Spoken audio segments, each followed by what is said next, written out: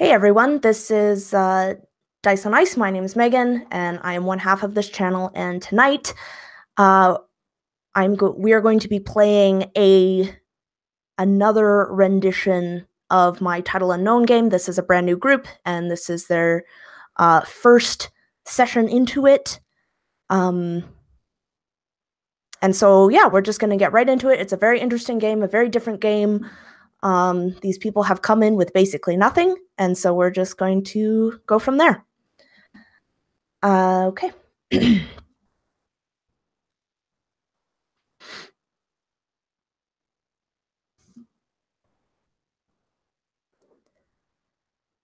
So, Drake, you can hear the beeping of a heart monitor as it slowly comes into your consciousness, as you kind of become aware of your surroundings. And you come out of this, it's kind of like a fog. And you can feel that you are laying down in some sort of cot. And the beeping slowly gets louder. And as you open your eyes, you see a room bathed in complete blackness, save for the small amount of light being cast from a monitor right next to you. You can see the slow, rhythmic pulse of the heart beating, various numbers, though your vision is very blurry. And then it hits you, a pain in your side.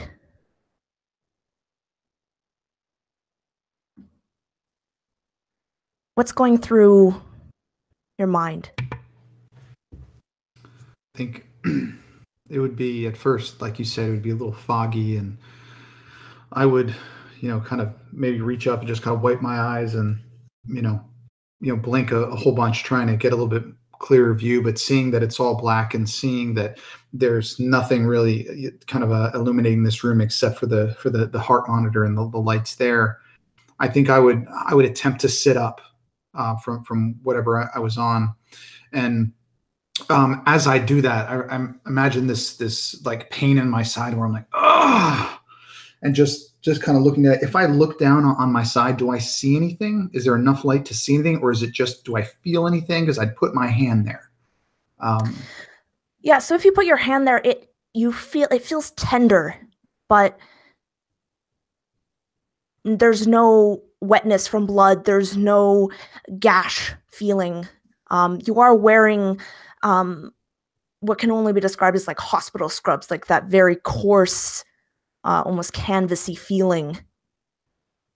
And I think with that, just I would use my hand to just kind of touch, just, you go like around it to see what's the most sensitive, and then probably just really, kind of just kind of close my eyes and see if I hear anything, just trying to figure out where I am, see if I remember, maybe even you'd hear me even like maybe saying to myself, I was coming over here, and then, but what? And he would just say a lot of like starts of sentences. But at that point, he would really just kind of still be feeling his side and just kind of looking around, hoping to see someone or something to give him some idea of where he is. Yeah, and as you kind of also sit up, you can feel an IV in your arm. You feel that gentle tug of it, and on your finger is the attachment for what you can only assume is the heart monitor. And we're going to jump to Karen. Karen, you are awoken by movement to your right. The rustling of someone in a bed, them muttering to themselves, them starting sentences but ending them. And you two open your eyes, and you can see the shadow of this person bathed in the light of the monitor. And as you look to your left, you see that you are also attached to a similar monitor. You can feel, you see the steady rhythm, the steady beats. What do you do?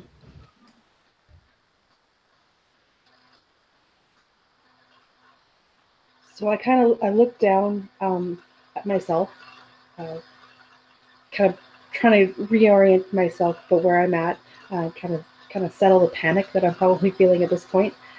And I look towards the monitor, and can I read anything on it? Yes, your vision is kind of clearing, and you see the heart rate. And below it, you see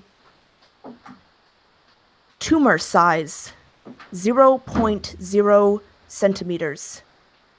And right next to it, you see 5,560 WBC per microliter.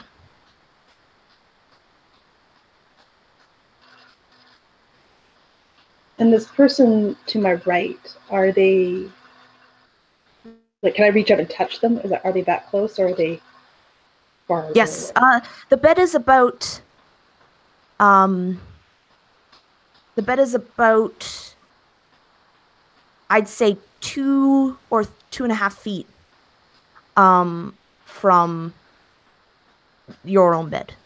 So I think with like a little bit of straining, you could like go out and reach out. Okay. Are they doing anything in that bed, or like are they motionless, just kind of rustling? Or... So they kind of sat up and they are muttering to themselves. Yeah, I think I'll probably just look at them. They're also attached to a monitor, is what it looks like from my point of view. I can see that. Yes, they are.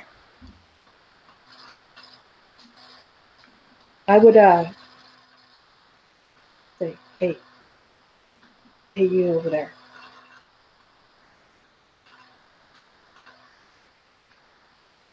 Who are you? And would that be towards me? I'm sorry. Yes, yep, that's towards you. I think hearing that, would I see her, Megan? Like, would it be faint or? Yes, yes. Hearing that, I would turn and go, what? You? Who are you? What are we doing here? Why are we all connected to these things? What? Do you know anything here? I sure as hell don't. I was hoping you would. I have no idea where we're at. Is there anyone else? Do you see anyone else? Why is it so dark? And with that, realizing that there's just a lot of questions going out and no answers, I think I would get frustrated.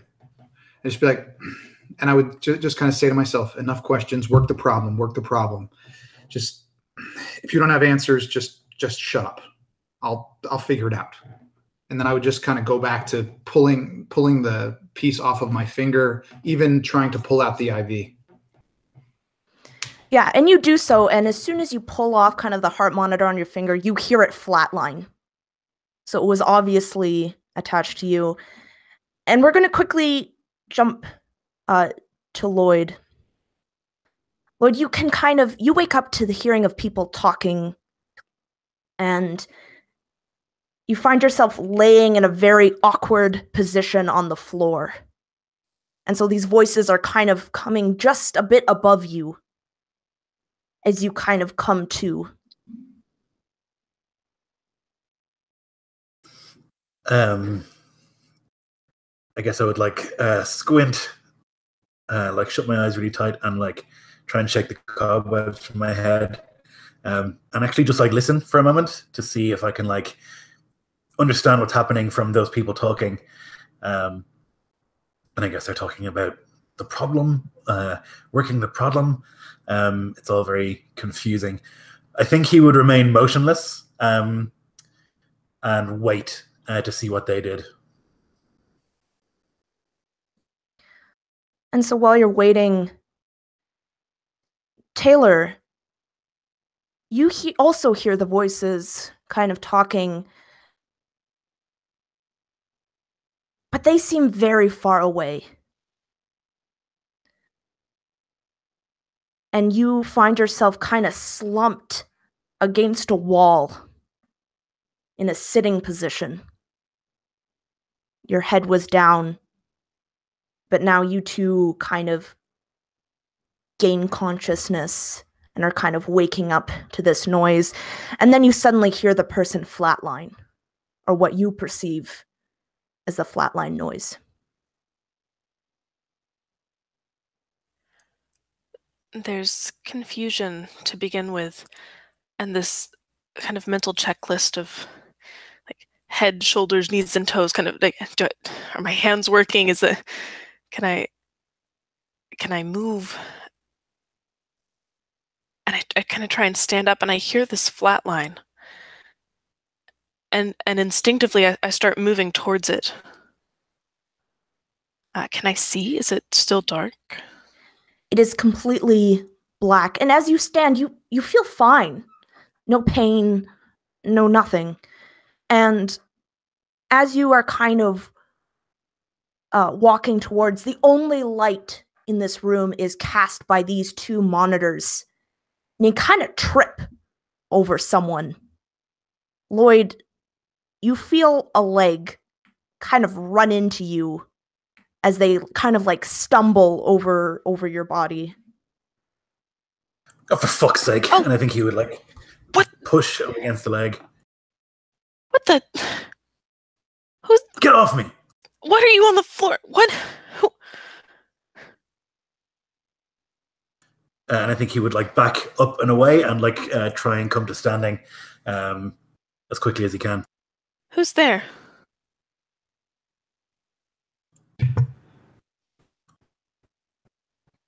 Who's there?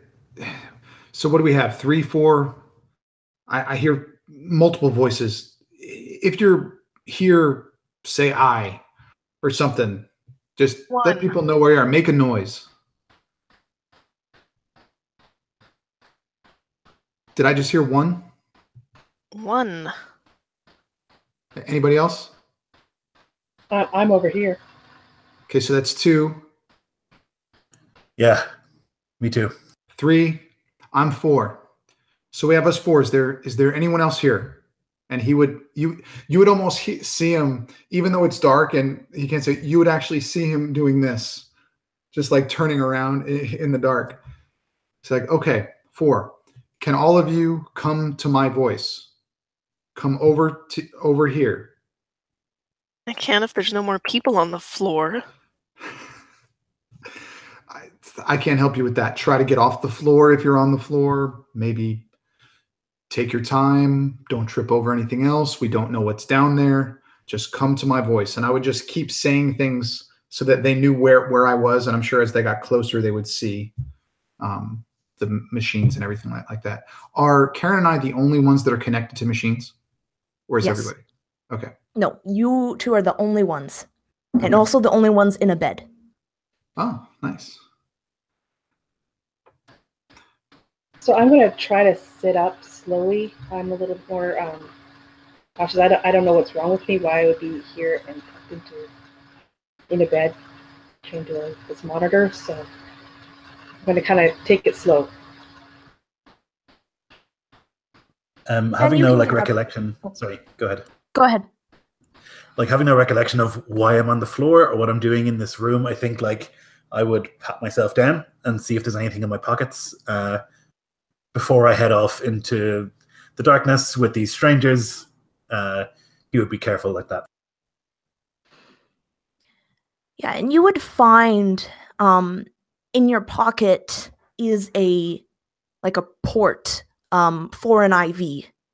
So it's like a kind of like a needle and a way to install the tubing and stuff like that.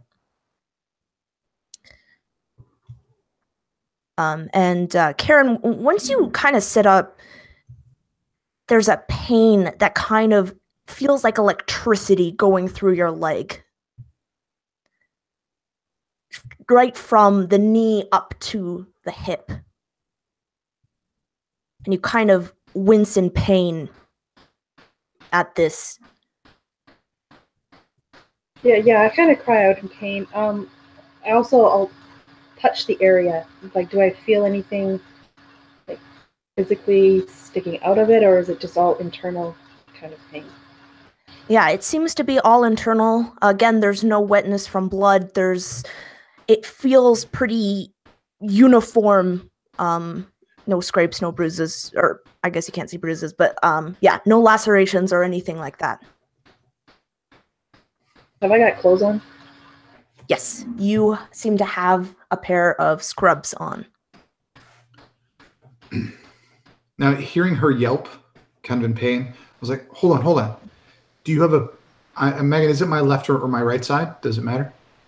It doesn't matter, you can decide. And I would say to you, does your side hurt too? When I sat up, I had a terrible pain on my left side. Did they do something to you too? What's going on? It's my leg. It's your leg. Your leg, my side. Looking at can I see the other players now, Megan? Now that they're closer, can we make them out? Yeah, you can just kind of see maybe almost like a silhouette of them in this very dim light. And then looking over at Lloyd, I'd be like, well, you're not in bed. Do you know what's going on here? Because you're not dressed like this. And I would grab the kind of the smock that I'm wearing. What did they do to us? What are we doing here? I'm not really sure, to be honest. I woke up with no memory. I don't know if that makes me feel better or worse. I'm the same way. Does anyone remember anything?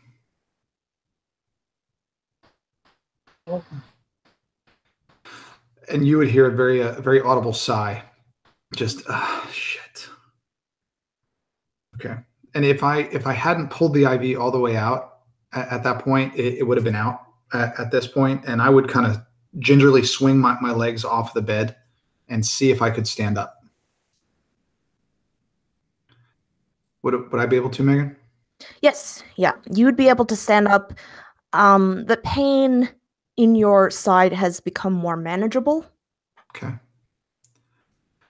And with that, I would kind of walk over to Lloyd and over to Taylor, and I would just kind of touch him on the shoulder, his head, just to try to get a gauge of how big is this guy, what's he wearing, anything that could give us some clue to the situation.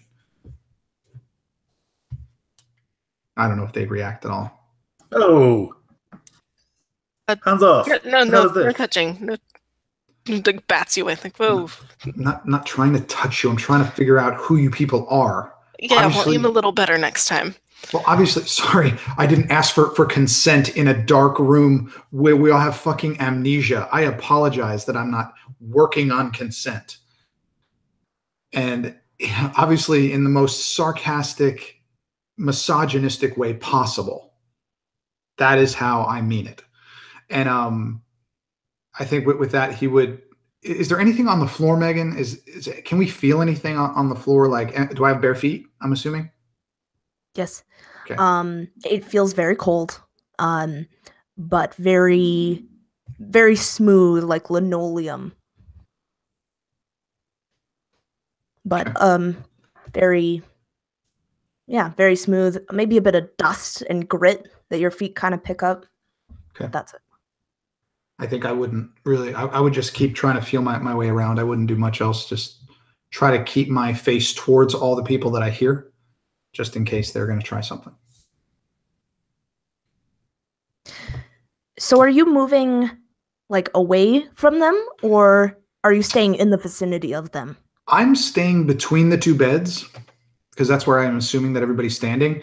But I maybe take a step or two back, maybe to the end of Karen's bed.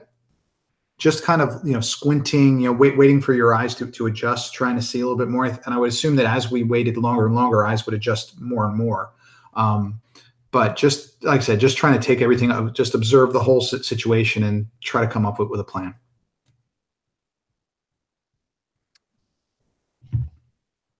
And so as you guys kind of wait and your eyes kind of adjust, you begin to see kind of more dark masses in the room.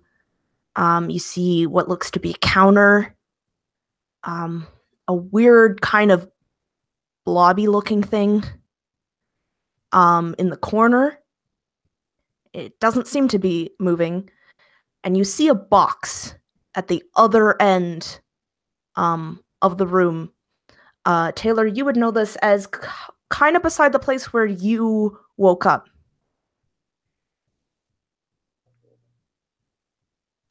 If I see the box, I'm going to go for it and try and get there first.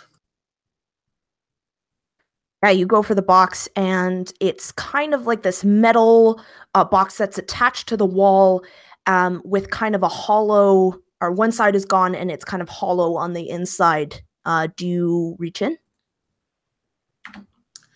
No, I'll say, hey, there's a box over here. Somebody, I don't know what this is. Maybe somebody should have a look. I was over there. When I came to, I'll come look. Must be your station, right? That makes sense. I don't know.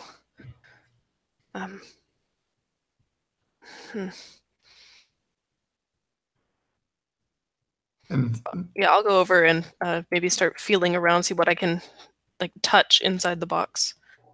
Yeah, Megan, they would beat me there, but I would, hearing something new that could be a clue, I would probably race over there, but I'd be 5-10 feet, but behind them, no, I wouldn't get there in time.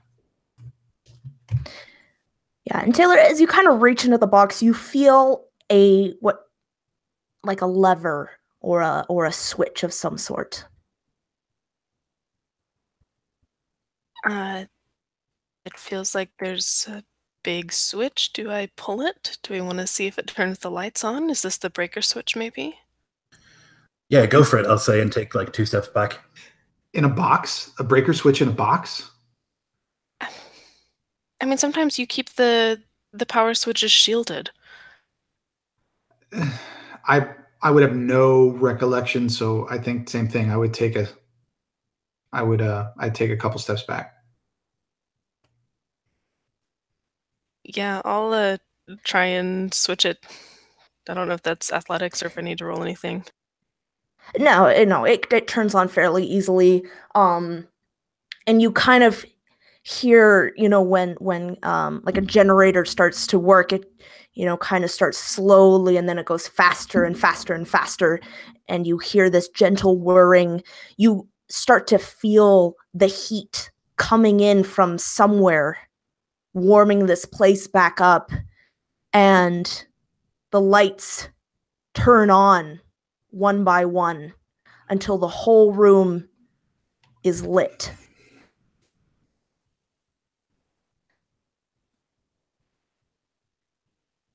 Is it Status online. Facial recognition unavailable. Automatic locks unavailable. Welcome to Plascorp.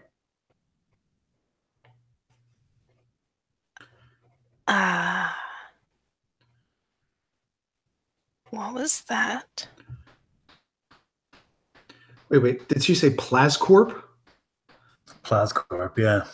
Does anybody know who or what Plascorp is? Do we have any recollection of that name, Megan? Can I do a history roll or something? Or? Yeah, everyone roll me a... Yeah, history.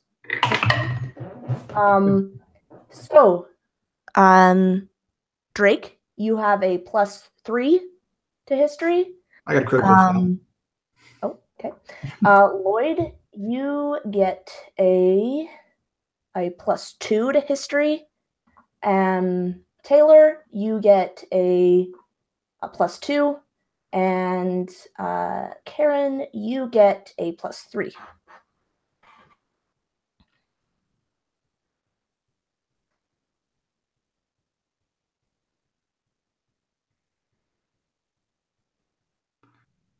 We have 1155. Wow. So Lloyd, immediately a flashback occurs so quickly, you feel this shooting pain in your head, and it's just, you just see flashes of images that don't really make sense. There's blood, there's screaming, there's people on the ground. There's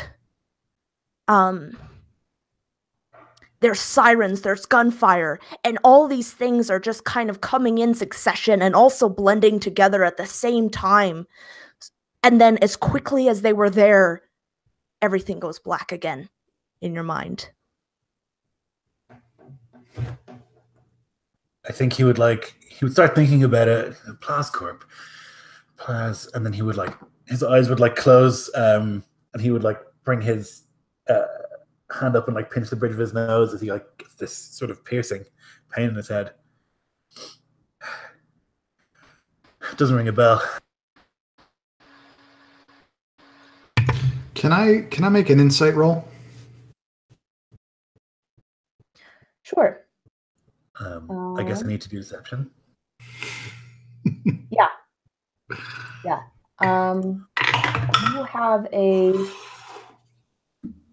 +3 to deception, Lloyd. And you have a +1 to insight. I got a 19 then. Oh, here we go. Oh, nope. Only a 10. Give me your secrets. So Drake, you know that he knows something he's not telling. He saw something. He remembers something. Okay. Then I think I wouldn't call him out, but I would look at him with that look like, you sure you don't know anything? And just staring him down. Just giving him a chance. Yeah, it's all kind of a blur, from before. Of course it is. Of course it is. Okay. So she said Plascorp. She said facial recognition is unavailable. She said auto locks are unavailable. Megan, is there a door in this place?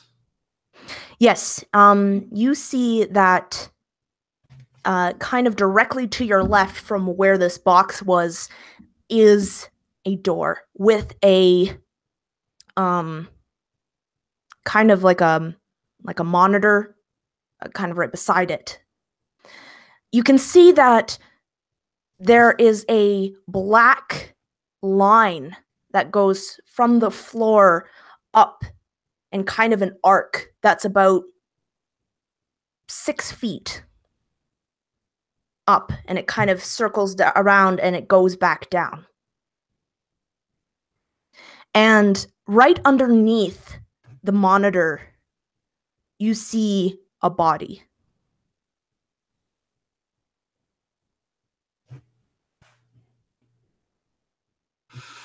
Okay. Anybody know this guy? What's the body? Is it clothed? Is it bloody? Is it, So give me some. Yeah, if you went to look at the body, the man is wearing similar scrubs to you, but he has a lab coat over it. There is a single gunshot wound to his head, and resting in his hand is a gun. And he has a little name tag on, and the name says Thomas Monroe.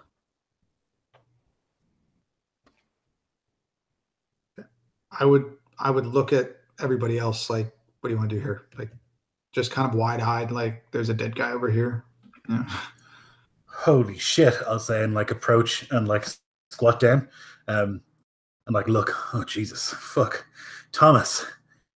And I'm gonna take the gun. I don't know if that's a good idea. I don't know if you should pick that up. You don't even know if you know how to use it. Yeah, who says you get the gun? For all we know, you put us in here. Has it in his hand, and he's like, hey, waving it around, just in case. We don't know what the fuck is going on here. Safety's on. Whoa, Let's not dude. leave the gun. He has a quick look, and like puts the safety on and will like tuck it into the back of his chest. Listen, it's better to have it and not need it than need it and not have it, you know?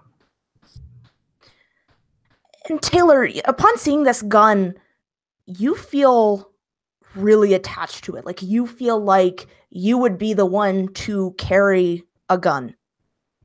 You feel like you'd know how to use it. You automatically just you knew what a safety was. You just know all these things that are just coming up to your head. Lloyd, you don't. This gun feels very uncomfortable, but I mean that doesn't mean that you need to give that up. So yeah, he knows for sure that he's not like a gun nut, but he also doesn't know any of these people, and he's woken up, and so he wants to be the one with the boomstick when nobody else has it. Is his main priority. Look, I think maybe one of us should have a weapon. I think I know how to use that. You point it and you click, right? I mean, it's not that complicated. I think that's mine.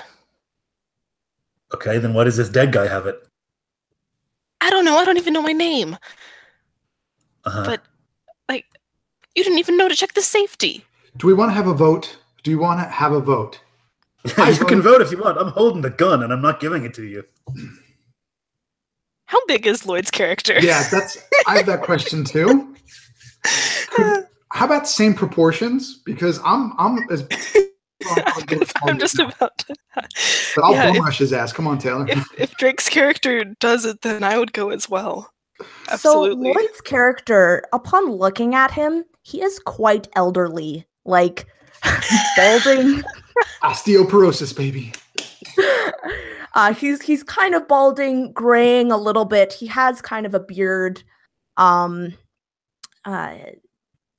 pair of glasses on.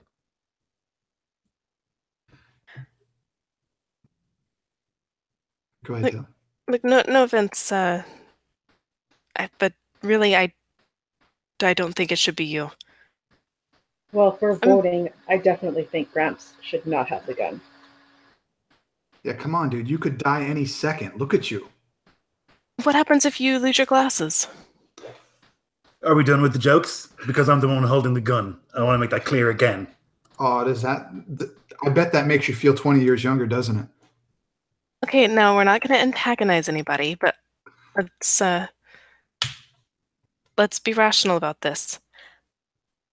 I think that is my gun. I can't explain it, but it seems familiar to me. Convenient. I think it's my gun, actually, and possession, 9/10 of the law and so on. Can I deck him across the face and try and take the gun? I'm going to help her. I'm going to help her. I'm going to shoot you. See what she's doing? You put the safety on and you holstered it, like you put it in your pants. So let's see how fast you can take it out of your pants and get the safety off. Oh, phrasing. There is one unheard voice message. Darn it. Playback? Yes. Playback initiated.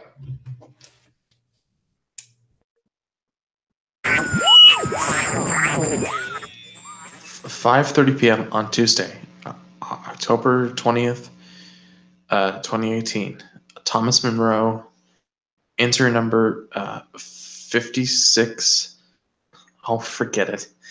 It doesn't matter anymore. I guess this is it.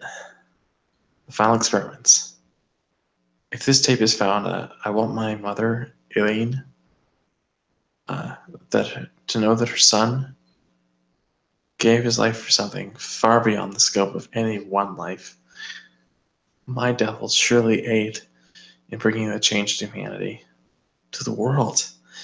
I unfortunately will not see what this does, but you will, Mom. Remember that your son was involved in its greatness, and that he did this for you, for everyone.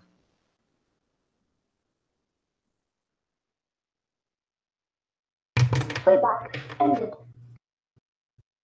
Are there? I Are have there detected 13 other voice recordings that are cryptid. Would you like me to decrypt?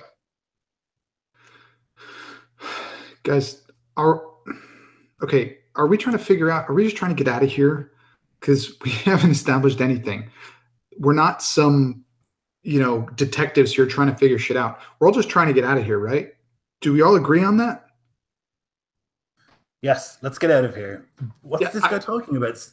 Beyond I don't give a the shit. scope of human imagining something great for humanity? That sounds interesting, right? Maybe. Experiment does not sound good. Somebody doing something great for humanity doesn't shoot themselves with their gun. That's not what happens. So there's some weird shit going here. We need to get out of here. And Megan, how size wise, this Thomas Monroe, what size is he compared to me? Probably similar size. I want his Maybe. clothes. I want his jacket. I want his clothes. I'm gonna strip him pants, and I'll leave his underwear on just for his dignity. But I want his pants. I want his shoes. I want his jacket, just to get Okay. this hospital smock off. Okay. You do so. Awesome. Is Drake's character old like Lloyd's, or is he young? Drake's character is younger than Lloyd, but only by probably about 10, 15 years. So I'm like middle. The wrinkles are forming, but the gray is not quite coming in yet. Jerk. What about Taylor's character? Taylor's character appears probably the youngest of all of you, but yeah, still kind of maybe early mid-30s.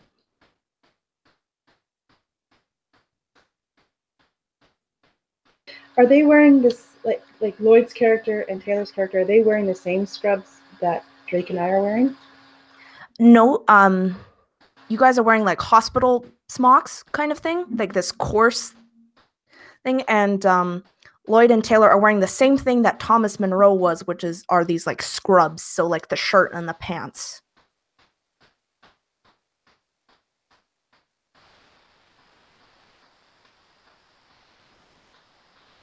So I'd like to look at the monitor. You said there was a number on there, and I was wondering if I could roll medicine to see if I could figure out what that meant. Sure, yeah.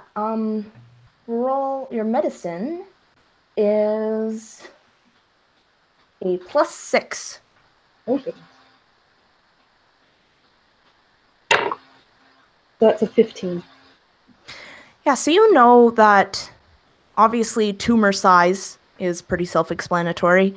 WBC means white blood cells. And you know that you kind of instantly recognize that 5,560 is normal. It's what the average, it's the amount of white blood cells that the average person has. So for all intents, the monitor is telling me that I am normal at this point. Yes. Now that the lights are on and I look down on my body, is there anything else besides an IV attached to me? No, there was just the IV and the little finger thing to get your heart rate. Yeah, so while Drake's character is getting dressed, I'm going to remove that stuff from my body. Megan, is there anything, as I put this guy's clothes on, very happy that we're similar size. Is there anything in the pockets that I find, a badge or anything like that I could? Well, you do find his name tag. Okay. And you also find this strange looking, kind of looks like a multi-tool. Okay. Type thing. Okay, I would just keep those I'll keep the name tag kind of in my coat pocket. Is the coat bloodied from where he shot himself, or is it okay? Yes. Yeah, it's a little bloody on, the shoulder. I'd probably leave the coat then, but I would dress in it and everything else and just put that stuff in my pockets and really start eyeing the door. We can't just leave his body on the ground like that. Why? What are we gonna do? Bury him? You got a pickaxe? You got a shovel? Cover him with a sheet or something, for God's sake. You got a sheet? We can put him in one of the beds. Okay. And I would be wanting to say something about the old man isn't going to help me lift him, but I would keep it to myself, but in my head. And I would grab him and lift, yeah. Yeah. I grab him with Taylor and just put him on there. And if there's a sheet or something, just cover him up. Is there anything else in this room, like a cupboard or anything? Yeah, you see there's kind of a counter space with with a few cupboards underneath. You see that there is quite a large air vent on the wall, about 5 feet up, and you see just the beds with the monitors. Other than that, nothing. I'm going to kind of root through some of the cupboards, seeing what kind of stuff is in there. Yeah, you see surgical gloves, more, you find syringes, you find, they are pretty bare. There are empty boxes in there, and yeah, that's pretty much it.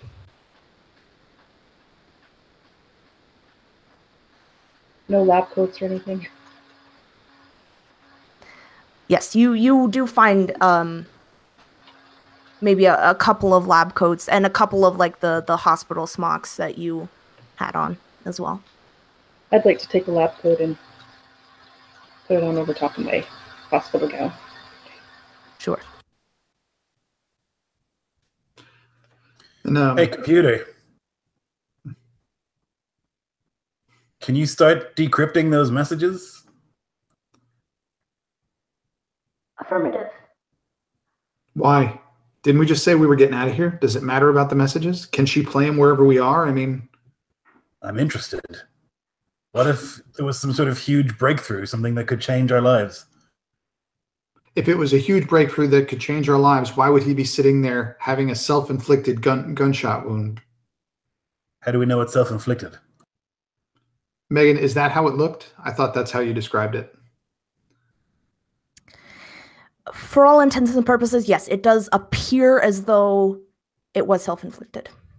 Okay. Then that's kind of what I would say. I was like, how else did that happen? He's got a gun in his hand, a hole in his head. You know, What if all somebody- things being equal, right? Simple solution and all that. Sure, but Thomas was a friend of mine, and he would never have done something like that. Whoa. A friend of Insight. yours. Insight. Yeah, you just said you didn't know this place or what was going on. What do you mean, Thomas? What was your friend? That's why I rushed to his side. Taylor, you have +2 on insight.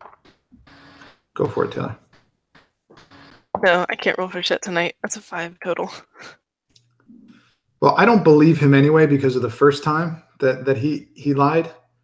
So it's like I'd say something like, "Dude, come on, let's just get out of here. If they had a breakthrough, we'll find out about it. But it's not on us. We're nobodies. You know, let's just." You know, and I would actually start walking to the door.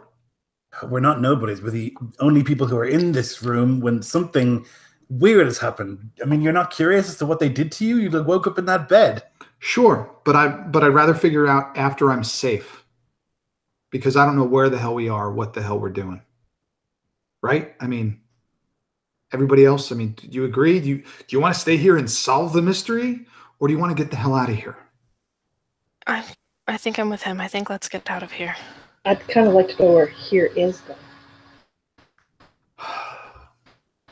Well, we'll look around when we get outside. Maybe there's a map at a different building guys, level. I'm not saying that we never figure this out. I'm saying let's get to a safe point. Let's figure out where we are. Let's figure out what they were doing here. For all we know, this is all like, like what's that word? Irradiated, and if we stay here, we're going to die. And, we don't know these things. We don't know anything about where we are. Just, I promise you, if we get to a safe place, I will absolutely come with you back here to figure this out. And with that, he would kind of look at Taylor with a quick glance. Hopefully nobody saw it. And then just start heading to the door and actually put my hand on the door handle to open it, but look back at everybody. So you don't pull on it? No, I don't pull on it yet, no. Just kind of waiting for reactions, actually, before I do anything. Yeah, Karen, what were you saying? I was going to tell him, like, fine, sure, open the door. But while he's busy doing that, I was going to kind of grab a handful of syringes and put them in my lap coat pocket. Sure. I'm going to go to Thomas's side, and I'm going to kind of stand next to the bed and just like look down at it, sadly. I'll follow Drake over towards the door. And when she gets to me, I would pull on it, try and open it. And it is locked. Is there like a place that I can use that name badge, like is like a key card? Is there like a swipe card or something? So there is a kind of like a monitor to your right to the door, and it kind of has like a little swipe code, little keypad kind of thing, or swipe bar. But it is like busted to shit. Like, it is, somebody wanted to make sure that no one could get in or out. Does this room have a window, like an observation window, or a mirror that might be a one-way window? No, it doesn't appear as though there is. Yeah, like I said, it's just the vent, the beds, and the counter, and then the door. And how high is the vent? The vent's about 5 feet up. Yeah. So looking at the door, looking at that, I would just kind of look at everybody and point up to the vent. Looks like that's the only way out. Who's the smallest one? Megan, who's the smallest one in the group? Taylor, probably. And I would turn to Taylor and say, "You ready for this? Want to do a little bit of scouting for us? Try to figure out what's going on?" Yeah, I'd like to have that gun, though. She'll turn around and look at the old man. So I was trying to, while they were all like examining the door and trying to figure out a way there, to like take the bullets out of the gun. I was trying to do that as quietly as possible. Is it a clip or is it a revolver, Megan? It's a clip. Do you know how to get the clip out of a gun? I mean, I know how to do it, and I've never actually held a gun, so I think like he would be able to figure that out. So, let's see. You have a +2 to your sleight of hand. So it would have been a 16, I guess. Yeah. I rolled an 18 for perception on the die. I don't know what my mod is. Oh, okay. Well, yeah. Everyone roll me, or everyone but Lloyd and Taylor roll me perception to see if you notice. 2. Nope. Yeah, your 5. perception is +1. And your perception is, Karen, is +4. But I think the only person to notice is Taylor. Hang on there. What you doing with the clip out? I'd like to have that I'm just weapon if checking. I'm going first. I'm just checking to see if it's loaded or not.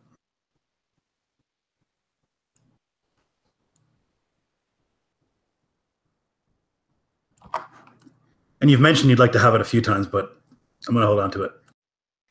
No, if I'm going up there and scouting around, I want that in case there's something up there. And I would like to not be in this strange room with you 4 people, but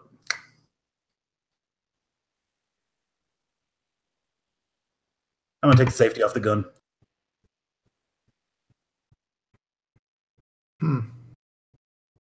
Well, at least he didn't say this room and 4 strange people.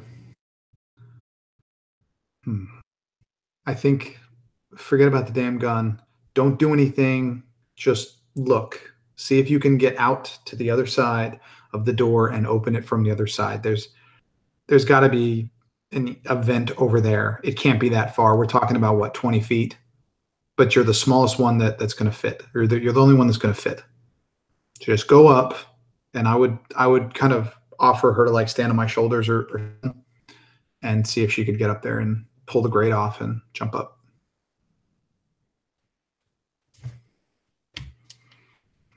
Yeah, I'll do it unhappily. Is the door glass, Megan, or is it like wood and steel or whatever?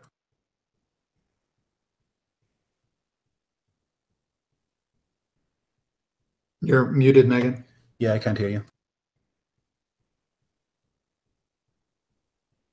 Nope.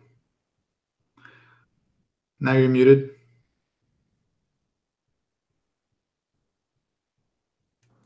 That better? Yep. Okay. So, yeah, it is made of metal, but it has like that little weird U shape on it. That's this black marking.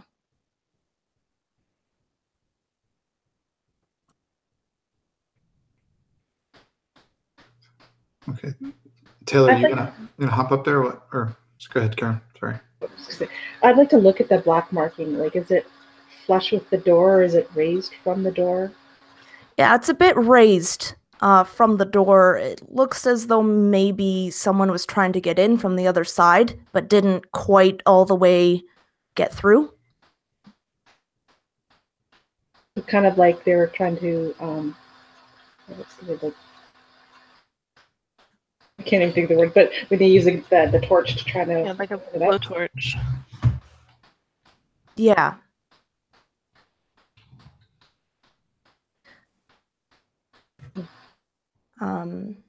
Yeah, 1 second.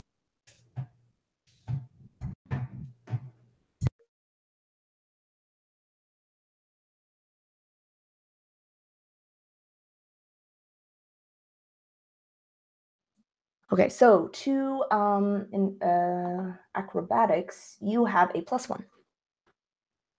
And you would have advantage if Drake is helping you up. I have decrypted another recording. Playback? Why not?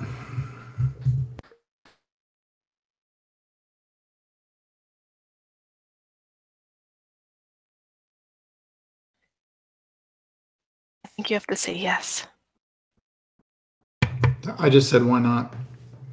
Like I was hoping that when y'all would pick that up. I don't know what the hell to say to this computer. Yes, computer, playback.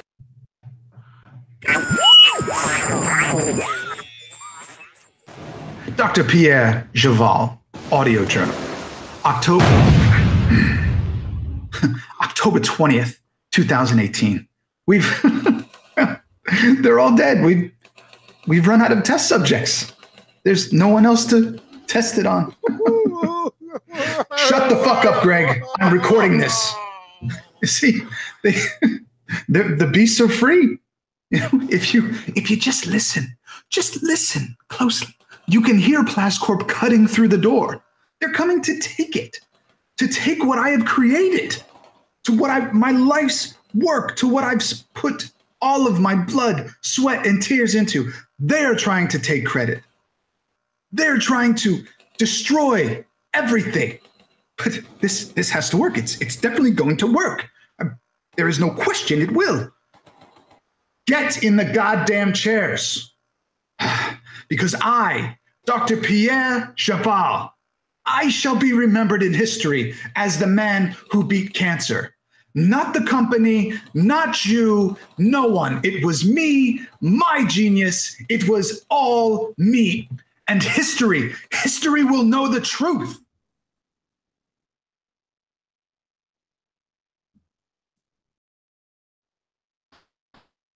Playback ended.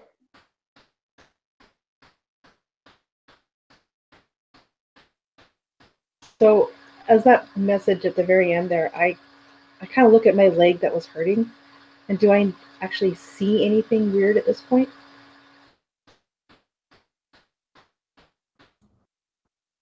Sorry, what were you looking for? That's weird. My leg, my leg that was hurting. You see what looks to be a very old scar.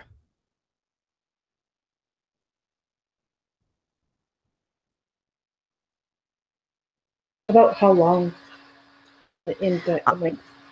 It kind of reaches from like kind of at your hip down to mid thigh. It looks very old.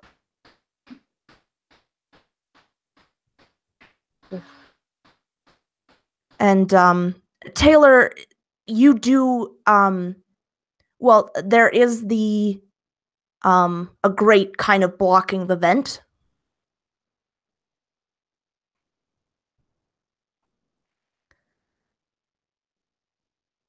So you can't quite get up into it. But from being kind of hoisted up a little bit, you see that there are no screws. It just looks like it was kind of wedged into place. Yeah, I'll try and muscle it out then. Okay. Give me a strength check, and your strength modifier is +0.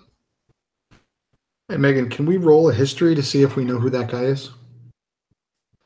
Yes. Whoever.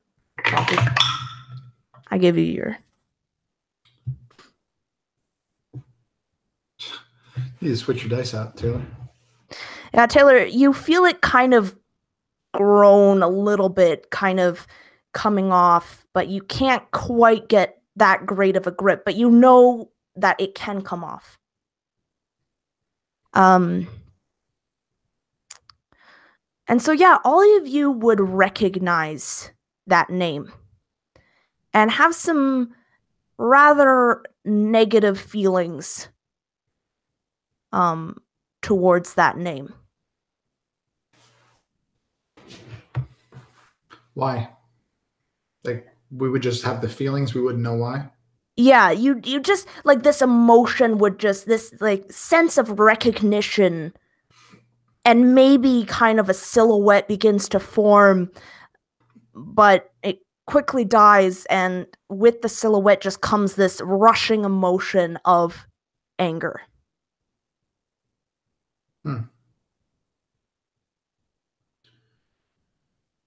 And Taylor, you pulled on it and it didn't come out, right?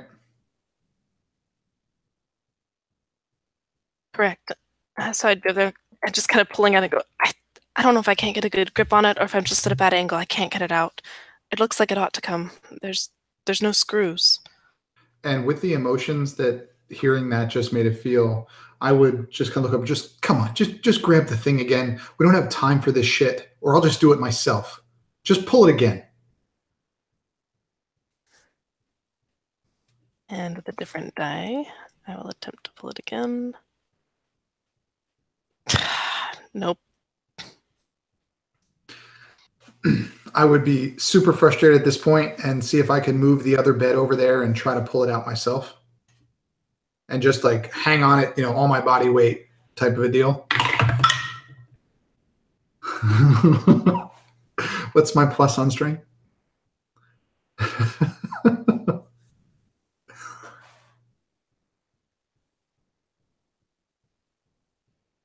I can't. You have a -1 to strength. That was a 6. So I imagine that I'm just holding there swinging like a monkey, just pulling on it and nothing's happening, feeling like a complete idiot. There's this sort of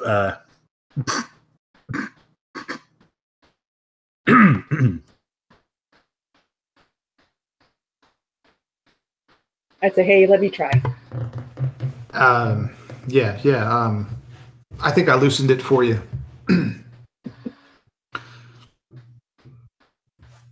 Karen, you also have a -1 to strength.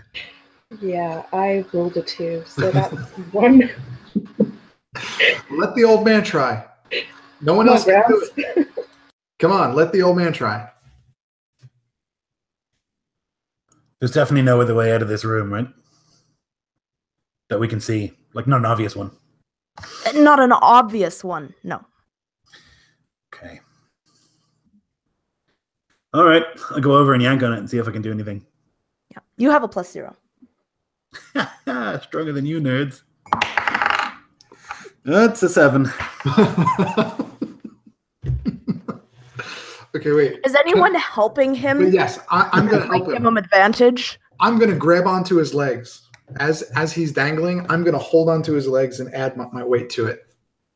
Okay, so roll again. 15!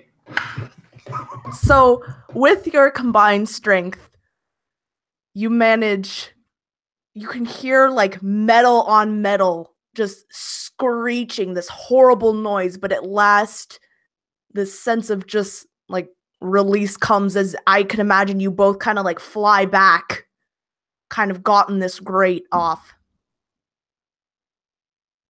revealing like a pathway. Yeah, I told you I had loosened it. Yeah. So Big man, huh? I'll say as I kind of slowly like get back up. Yeah, for sure. You said you were gonna go up in the vent. Why don't we do that? And I'd try to get Taylor up there again. Yeah, so I don't require any kind of check. It is pretty not that high up. So Taylor, you manage to kind of hoist yourself up and into the vent. And it's enough for you to kind of crawl, shimmy your way. And you can see at the end, it kind of goes a little bit and then it takes a left. So I'd get kind of up there and just shout back over my shoulder, I guess I'll just keep going. And I'd say, does it go towards the door? Not really. So this vent is kind of on the other side of the room, and it does go a little bit out and then to the left, so it's kind of at parallel with the door, but it doesn't look like it kind of doubles back at any point.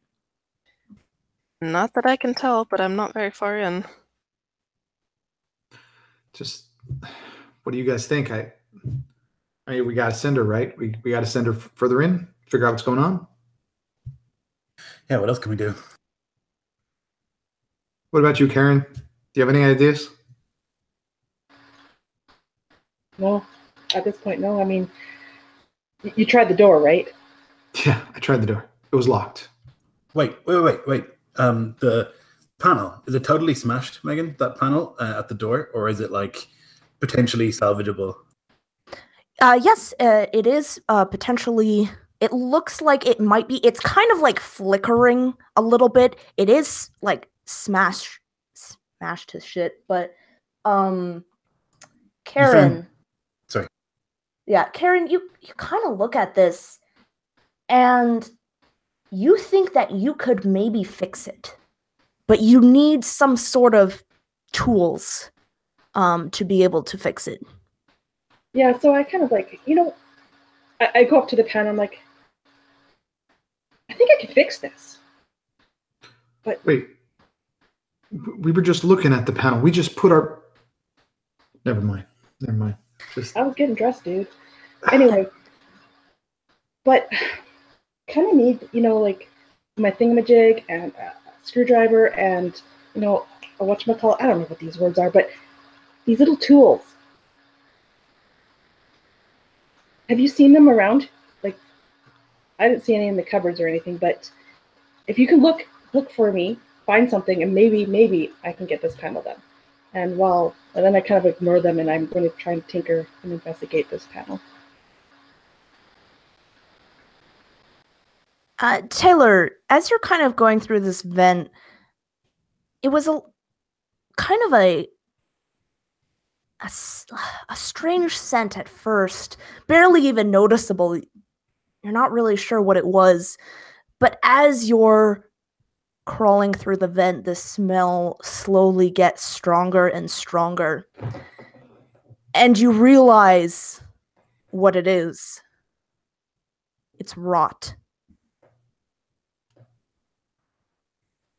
Yeah, she'll kind of pull her shirt up over her nose.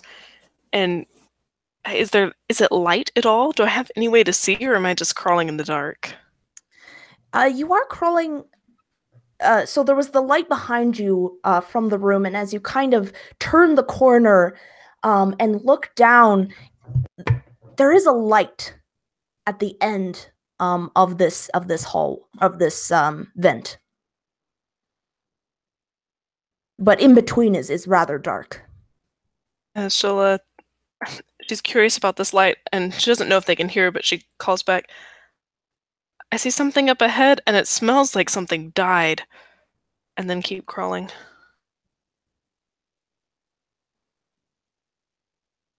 Yeah, so I feel like it would echo quite a bit. So you three hear what she says. Karen, you're tinkering with this thing. I'm gonna need you to make a tech check at disadvantage. Your tech is +7.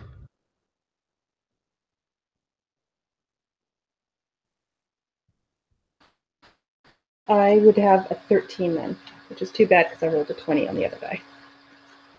So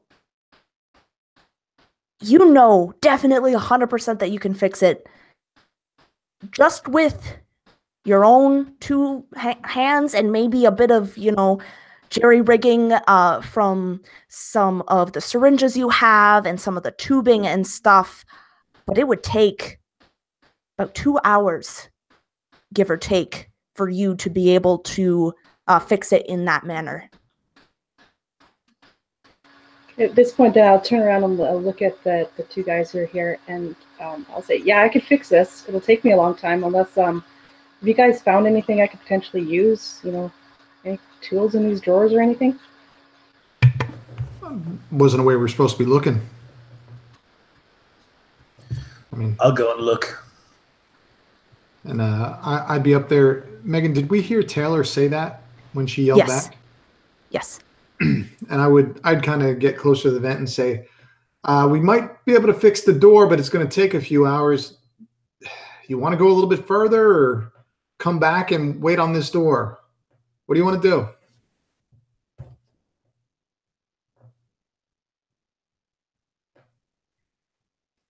You just kind of hear back the echo, like, I'll see the light first. Okay. Yeah, and then I would just kind of shrug, just kind of letting everybody do what they're doing.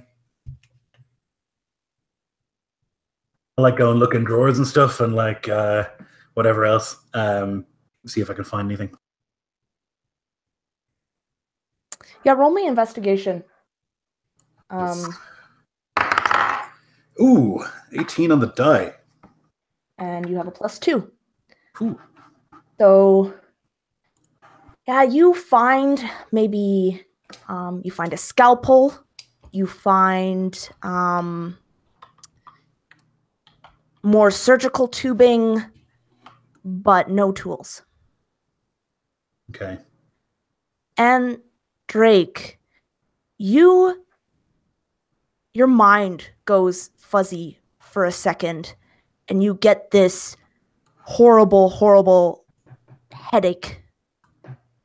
And you see this flashback. And you see this woman and this man walking down what looked to be a hospital corridor. There's gurneys, there's multiple rooms, it's very white, very sterile. The woman is wearing scrubs that are a smock, the same smock that you were, and a man is wearing the lab coat and they're talking, but they're kind of doing it in hushed whispers, and they're kind of looking around nervously behind them, around them. and you see that they stop at a door and the woman is about to leave, but the man like kind of pulls her back, gives her a quick kiss, and then she walks into the room. And as soon as he kisses her, you feel this burning rage inside of you, mixed with guilt, but a lot of rage. And you kind of snap back and you're back in this room. And I think I'm probably still standing up on that bed, kind of yelling into the vent when all this happens. And I would kind of snap back and go, wait. Is anyone else having weird sort of flashback things? There was a corridor. There was a couple, I think, or a patient and a doctor. There was a kiss. I was angry. Is this making sense to anybody? Is anyone else getting things like this? It was like I was, I don't know, like daydreaming or something. I just kind of lost it for a minute. Is this happening to anyone else? I would just kind of look at the two that are in there. I had one. About what? It was just a flash of images, loud noises, red screams. What did you feel though? Did you get angry? Because I felt pain. What were they doing here? And as soon as Drake starts talking about this vision, Karen, you also kind of get this weird sensation, and immediately you're brought to a park. And you see the people walking around. It's a beautiful, sunny day. And you look beside you, and there's a woman there walking beside you, and she's pushing a stroller. And you feel this feeling of immense love and compassion, but slowly guilt starts to creep up on you. And it overwhelms you, this guilt, as you look to this woman and to the stroller. It becomes so much, and that's what snaps you out of the vision. And as soon as you're back, this guilt kind of starts to ebb away.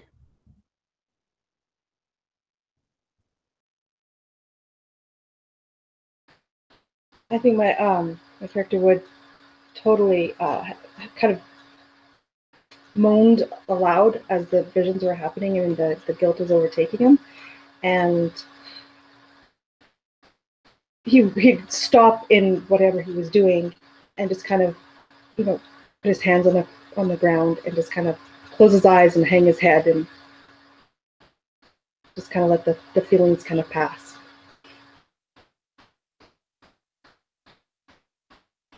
Can I do a perception roll to see if I noticed her kind of being off in La La Land for a minute? Sure. 15 plus whatever you got. So you wanted insight? That's +1. Okay. So that'd be 16? Yeah. So yeah, you notice as she kind of is like weirdly spaced, and then see her as she kind of goes to the ground with her hands to the ground. And I'd be like, hey, wait, hold on. That just happened. What did you see?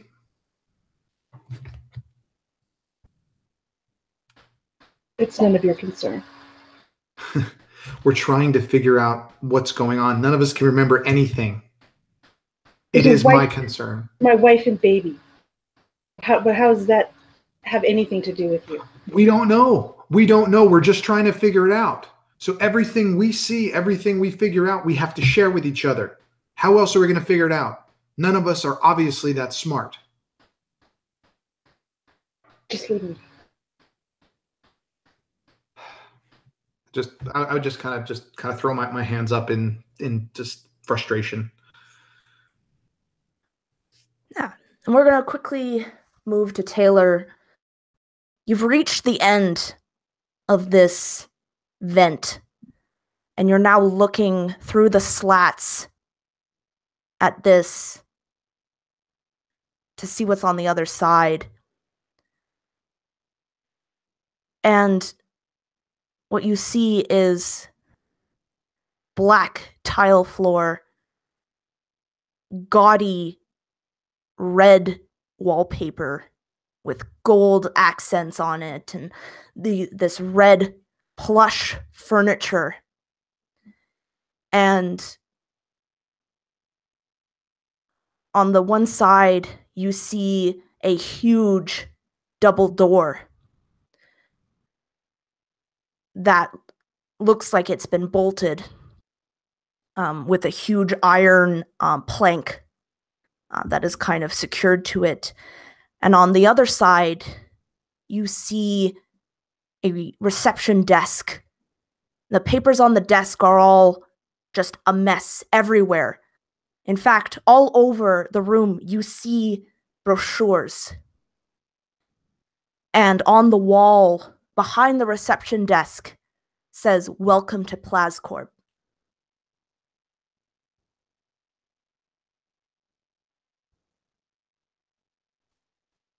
I'll shout back and say, I think I found the lobby. Maybe. And then I'm gonna kick the vent open. All right, yeah, give me a strength check. 15. Yeah, so you're able to just kind of put your way kind of around and kind of kick open the door and it, or the vent, and it just kind of like falls down so that you could get out if you want to. There is a same drop as about 5 feet, so you could easily make it down.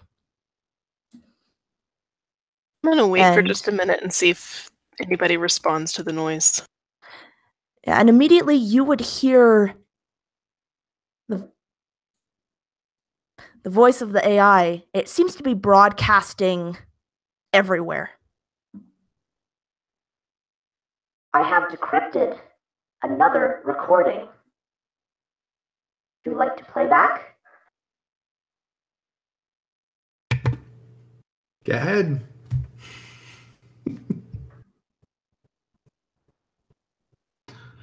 "Sorry, I do not recognize. Go ahead. That is not in the approved voice bands." Jesus Christ, stupid machine. Yes, play recording.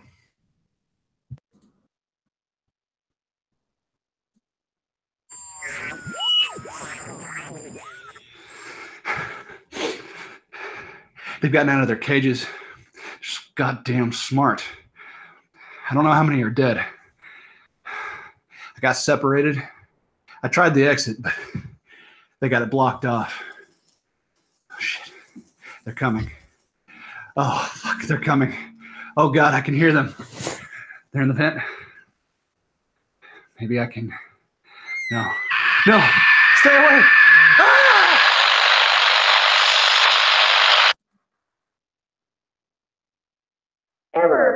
Error. Playback has been destroyed. Error. I'm kind of terrified right now. Oh my god. Come away from the door. Do I hear Come that? away from the door. Do I hear that too?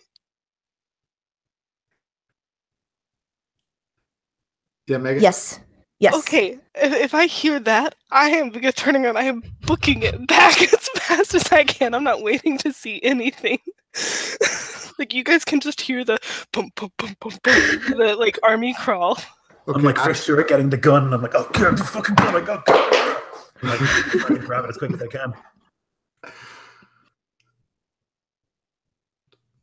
I'd be speechless. I would literally just put my back against the wall, like facing the door, like as far from the door as I could, and just like maybe take one of the beds, like one of the gurneys, and kind of just pull it in front of me and just stay there. Like, I'm absolutely terrified. That audio was epic, Megan, by the way. Fucking epic. I'm gonna stop with my tinkering. I'm gonna look at Drake's character and I'm gonna say, do you really want to go out there now without knowing what we're getting into?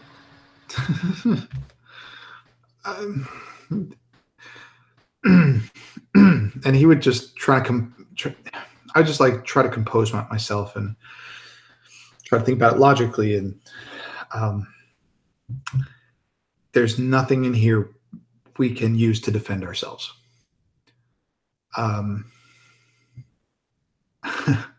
He wouldn't be able to put anything together. He was just like, if we can get out, we can get out. But I don't have the answer right now. Whatever they are, they're right there, right? They're right there. They're not in here. We can at least be sure of that. And how long does that last, though? We gonna eat you next? I mean, you're the first that's gonna die. You're 800 years old. I mean, can anybody make fire in here? I mean, do we have anything to drink? We need a plan. That's a good question. Is there any sinks or anything in this room? Or is it? No, there are not.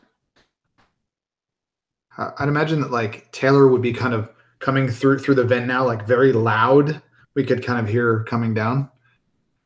Yeah, she would just kind of like fly in just as you guys were talking. Yeah, eyes wide. So, what'd you find? Nothing that sounded like that.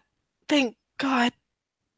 But I mean, there was a lobby, red walls, black floor, gold accents, and a big door that looked like it was bolted. A sort of big door, double doors. I don't know. I could still smell the rot, but I don't know if I didn't see a body anywhere. I didn't really look, though, after I heard that.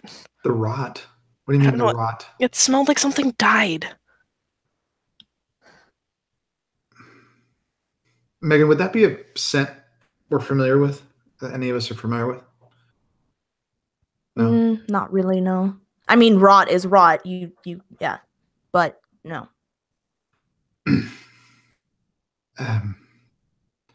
So, what do we... Maybe we need to listen to these recordings and see what else we can figure out before we go out that door. Maybe. I mean, I'll go back and see what I can find. There was a desk that had a bunch of papers that might be helpful, but I'm not going out without a weapon, not after hearing that. Wait, you heard it all the way down there, so it must be broadcasting everywhere, right? Yeah. Then we should stop them playing, because what if there's somebody else here and they become aware that there's somebody else here and then they come and look?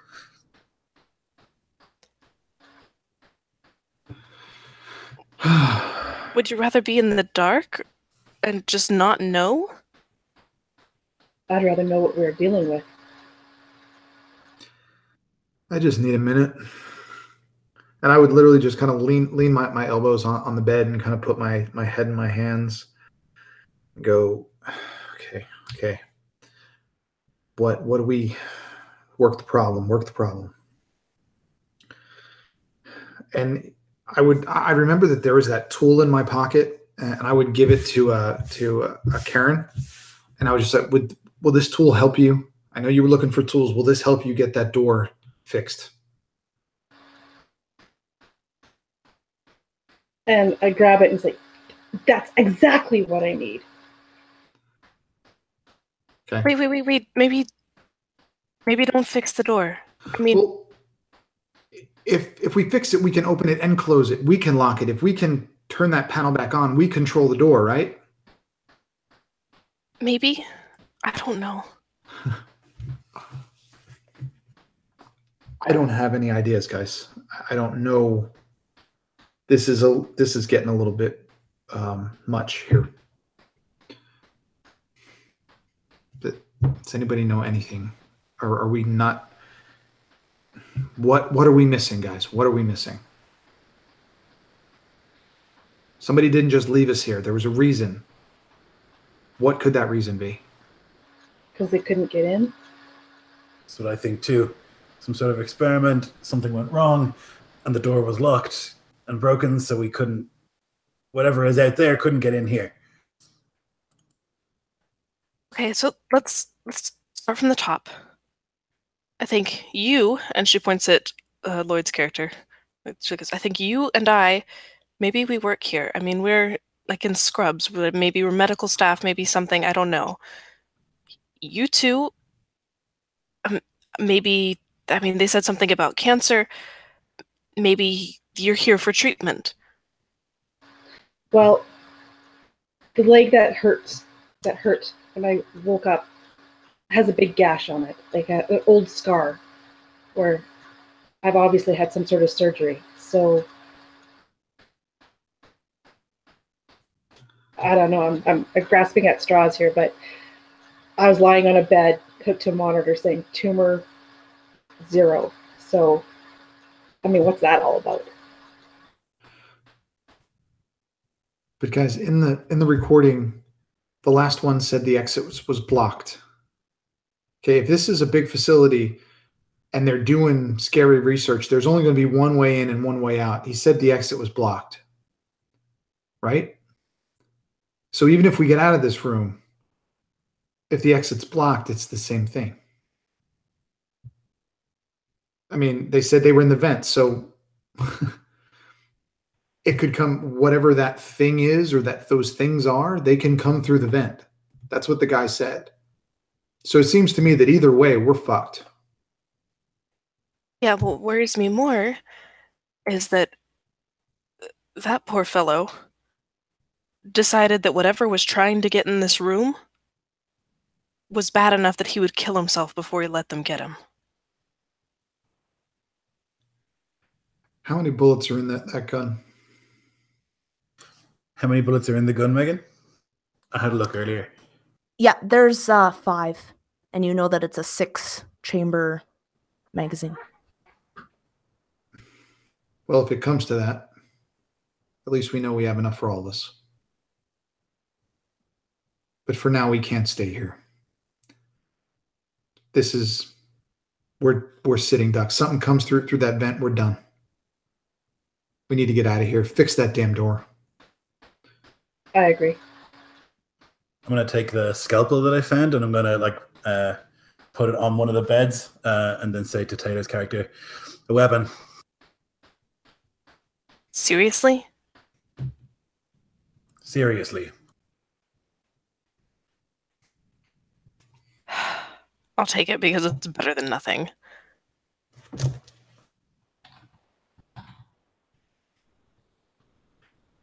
Does that tool help her get it done faster, Megan, at all? Yeah, so with the tool, I'll have you make a tech with advantage. This time, the 20 is good, so I have a 27. Yeah, you can get this done in 30 minutes. Up and working. So I'll let them know it's going to take about 30 minutes, so keep an eye on the vent and keep doing this. Yeah, in that time, Megan, can we just go, I mean, I don't know if we have that well, but can we go through this room kind of inch by inch and see if there's anything that we can use to defend ourselves, to, armor, anything that can help us from whatever. We don't know what it is. I think that Lloyd did, look through the cupboards pretty thoroughly.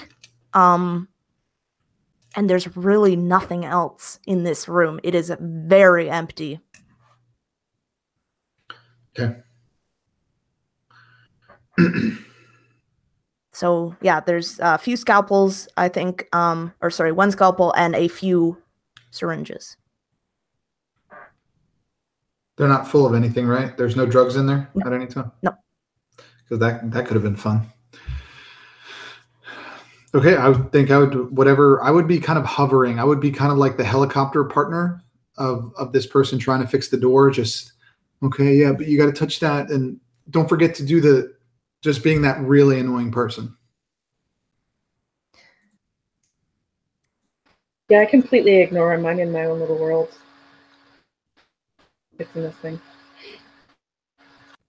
Yeah, and after a bit, you hear the AI kind of come up again. I have decrypted another recording. Would you like me to play it back?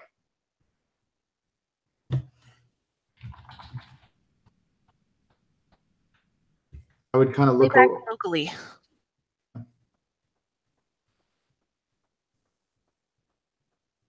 Error, error, room unknown, room not registered in map directory, cannot isolate room, error. What do you want to do, guys? Do we want to broadcast one more? Do we want to just wait until we can find a register room, or what? Why would this room not be found? Maybe that's why we haven't been found.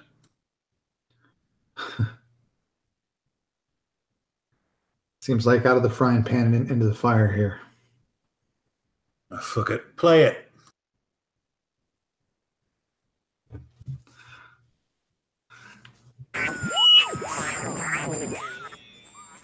This is Lieutenant Anderson speaking. This is being broadcasted to all channels in this building. To Doctors Sanchez, Dr. Chevali, Dr. Kinderman, and Dr. Patterson. I understand where you are coming from. I think that you are truly still wanting to help people, and you think that this cure is the only way. We are willing to negotiate, only if you release the hostages. I understand, Dr. Sanchez, that you lost your daughter, so please, think of those parents, of those lives you hold in your hand. Lift the barricade. We do not want an increase of casualties. I believe this can all end peacefully.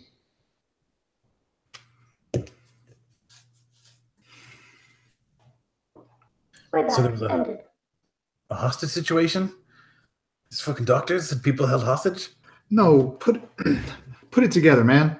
You got they obviously found some type of a cure, and Plascorp obviously wanted it, and the doctors didn't want to give it up, so they did something here. They blockaded themselves, or maybe they're the ones that released whatever is in here to protect it. Maybe they took hostages. This is getting worse and worse, guys. I don't want to know anymore. Yeah, me either. How's that door? By this time, you're 5 more minutes. Almost there. What? All right, when we get out of here, what's the plan?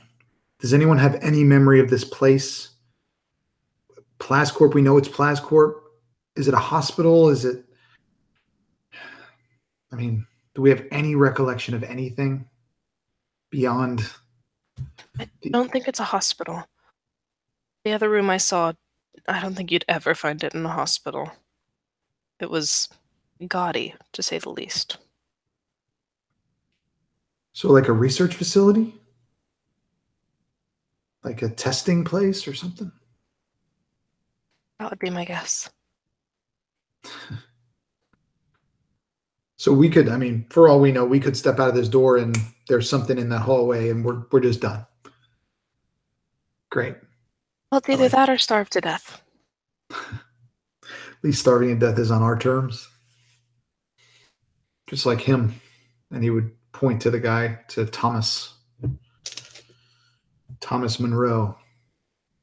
Yeah, he died, but it was on his terms.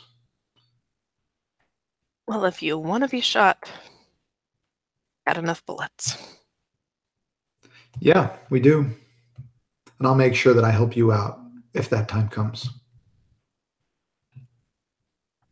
And he would Yes, just I turn. He wouldn't even acknowledge it beyond that. He would just turn back to the to Karen fixing the door.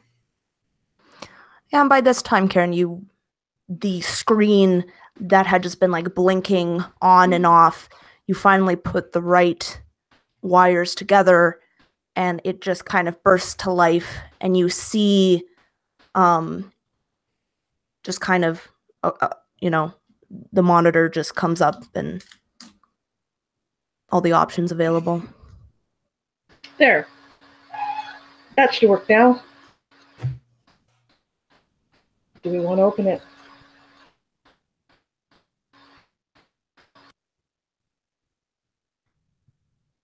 What are the options that it says?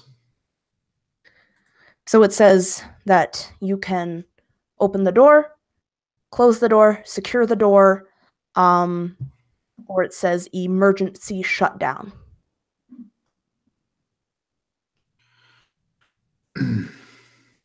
Well, why don't we let the person with the weapon go first?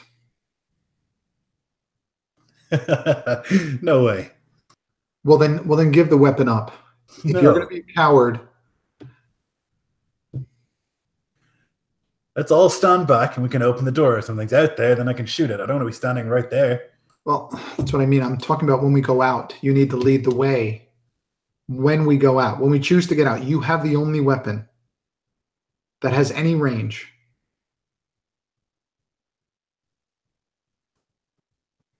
Yeah, all right. Okay, then let's open the door. Okay, I open the door. And you hear the sound of the door unlocked. I'll tell him, And try it now.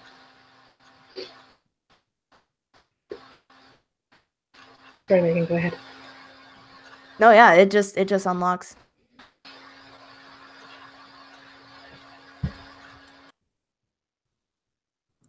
Is it push or pull? Yeah, it's a pull.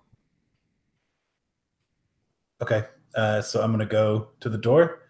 I'm going to hold the gun in my right hand, and I'm going to, like, pull the door open in a way that I can, like, move behind the door as it opens. Yep. And the door opens, and you see a corridor. White. The walls painted, but not in other places. Patched, if anything.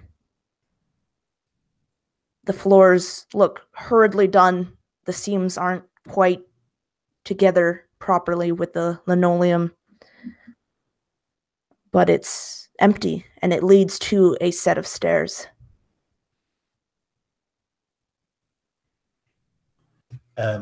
I would just take some of the crap from my pocket, some of the things I found in the drawers, and I would just, like, drop some onto the floor loudly, and then wait to hear if something is moving.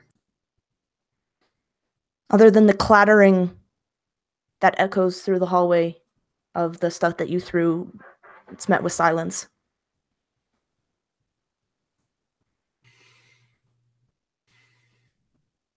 Okay. Is there anything on the outside of the door, now that we've pulled it in and we can see the other side of it? Is there anything on it? Yeah, you see a deep, like flash, like marks, like black, and all this like soot is coming, kind of, like circling around it in this shape.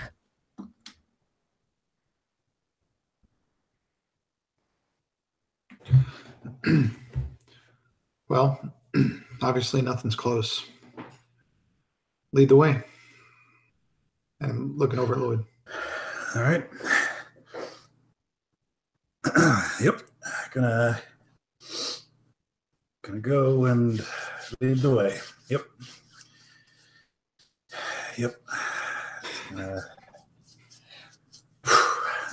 He's just gonna, like, check the gun again to make sure that it's, like, loaded and ready, and poke his head out of the corridor and like back again. Okay, and then he's gonna like put a foot down in the corridor and head towards the stairs. And just make sure you don't waste any bullets. So don't get trigger happy. Great, that's helpful. Thank you. Do you guys follow him? I'd be a foot behind him, maximum. I'll be along behind as well. Yeah, I'll take up the rear. You guys are about halfway down the hallway. And you hear a voice.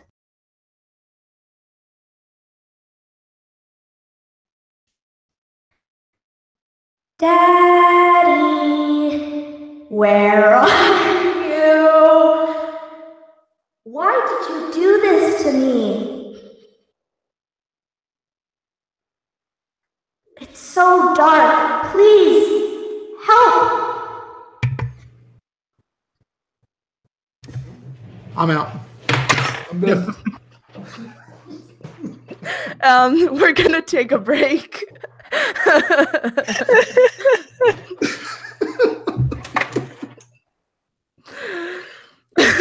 I'm sorry. I might need a minute. Yeah, we're gonna take. We're gonna take a break. Change your pants. Okay, Megan. You know, I'm sorry. Just out of character. You know that I love all the audio stuff. Brilliant. Just killing it. Fucking brilliant. I am beyond impressed. I just want you to know that. Now I have to go change my shorts. All right. 5 minutes. Do whatever. We'll be back. Oh my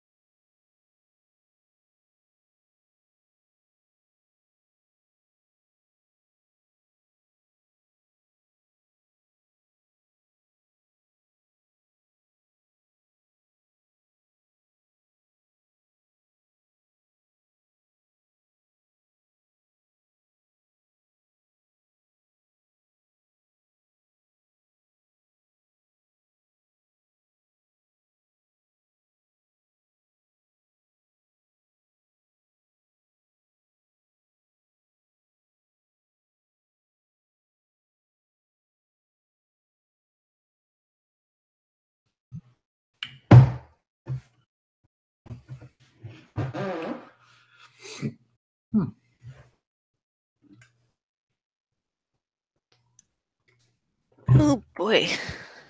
Megan, I'm seriously, I'm. Uh, I mean, the student has become the teacher. Because seriously, Let seriously elicited probably the most emotional response that I ever had in fear, like legitimate fear. Like, there's nobody in my house because I don't have my kids, and oh my god. Oh, fuck this. It's absolutely epic. oh my gosh. I will give you constructive criticism if it's warranted, but I will also give you praise and Unbelievable. unbelievable. Exactly. I gotta step up my game. I love this game. There's like this whole It's different. world of like stuff you can do with sound that like has just never been a part of my like lexicon for running a game, right? It's like never even something I consider. I'm like, I've got my voice and I've got some dice and that's all I've got to do the thing. There's so much more with this. I guess it's Reaper or whatever. It's amazing.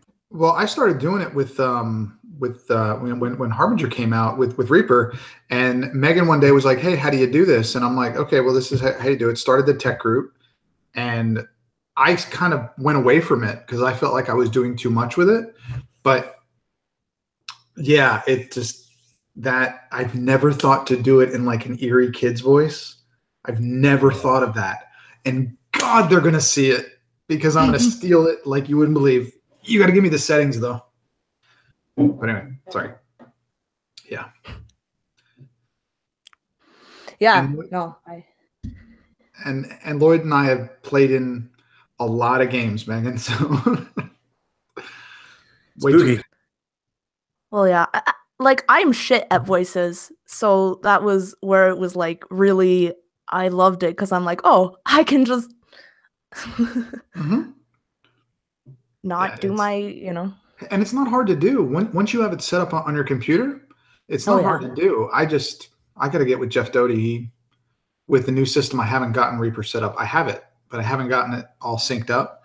Actually, you might be able to walk me through that because I usually ask Jeff, but it's going to happen, Lloyd. In the Infinity series, it's going to happen more. Please, none of these little girl voices. Well, you already had one with my daughter, remember? Yeah, that was great. Yeah. My 9-year-old did a little voiceover for Lloyd. Yeah, and so the voices, huge shout out, thank you to Luke Gallagher, you, Drake, Jason Smith, and You just did 3. Oh, the other person. That English dude. Yeah. Weird. I feel so bad. That's terrible. You're fired. I know. I did this so long ago. I mean, how many English dudes do we have in the community? I mean, really? Besides Rob. Initially, I was like, that's Mike doing an accent. And I was like, oh, it's not. I will find it. And I will. Well, oops. The fact that thank you to everyone who's did these voices, which is awesome. I was surprised you used mine. I'm like, I'm in this game. Wait. But all that happened in a room, though. That whole last hour and a half was in a room, guys. That's what RP. That's why good RP doesn't need a big setting. It just needs people interacting and weird, creepy voices on Reaper. Apparently. Yeah. So, I think I heard her. Oh, yep, I'm here. Okay. Yeah, so if everyone's back, fresh pants, we can we can get on with it. Who wants to react first? So yeah, you've just heard this voice. Yeah, don't do it again. So did it sound like it was coming from all over, or was it in front of us, behind us? It sounded like it was coming from everywhere, like it was from the PA system, essentially. Because I would definitely stop and look behind us from where we came and see if there's anything coming up on us. Yeah, you look around and there's nothing. Oh, sorry. Yep, so. Yeah, there's nothing. I would just stop moving, like as if petrified or like held in place, and just like wait for any other sounds, unwilling to move or speak. Yeah, I think frozen in fear is a pretty good thing. Yeah, not doing anything, just glad I had. Yeah, nothing. Just listening. Silence, except for the whirring of the generators. So everybody heard that, right? It wasn't just me? Oh, thank God. Ladies, What the hell's going on in here? that was kind of creepy. Yeah. Anybody recognize the voice, maybe? Okay. None of you do it. It's so distorted and just sounds very generic. It could be anything. So obviously that came through the PA system, guys. So either somebody played that recording to scare us, which obviously they succeeded, or let's just go with option A. Let's go Has with to be a option A. recording. Yeah, it's a recording. They're trying to mess with us. That's all they're trying to do. Yeah, what else could it have been? Right. Exactly. Let's just keep going. Let's one foot in front of the other. Let's go. Get to those stairs. Yeah. Okay. Yeah. Go ahead. Now, Megan, are there any doors on each side, or is it just a straight corridor? No, it is just a straight corridor. Okay. Yeah. Then we just keep going. Going a little bit. I mean, I would think that I would be kind of looking at the ground, looking at the walls, just seeing if. I mean, this place is so crazy. Maybe there's a trap or something like that somebody set for us. God knows what it is, but I'd be looking a few feet ahead to see. We need somebody to be looking at the vents. He talked about in the recording about the vents, which somebody should be looking at the vents.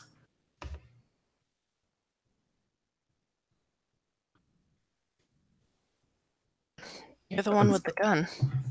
I have to look in front of us.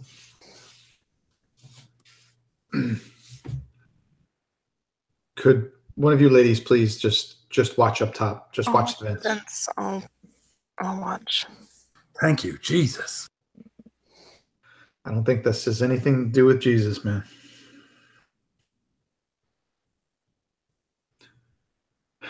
Okay, let's go all the way to the end. Yeah, All right. that's what we're doing, Megan. Okay, so you guys so Lloyd, you were in front. So you kind of reach the base of the stairs first, and you see that it leads up to a door. It's not very far, maybe 5 or 6 steps. Okay. One of you open the door and I'll point the gun. Otherwise, I'll have to open the door, point the gun, and I won't be Okay, able to. I'll get the door. I'll get the door. All right. And Megan, is it a pull or push? It is a push. Shit. So, God, I hate you. I don't know if it's a push. Maybe you should open it. You have 2 hands, right? Otherwise, he's going to be in front of you. What if you shoot him? Yeah. What she I'll said. shoot him. You go first. You can push in and shoot. I can't open. What if that thing's on the other side of the door? What? Then I don't want to fucking open it. I can't really argue with that. Shit. I'll open it if you give me the gun. No fucking way. Then just open the damn door, man. I take a few steps back and kind of stand next to Taylor. If you have the gun, you go first. I'll walk up and I will kick the door and ready in action to shoot anything that comes through it. Yeah, when you kick the door, it is the most unsatisfying kick because it's kind of controlled.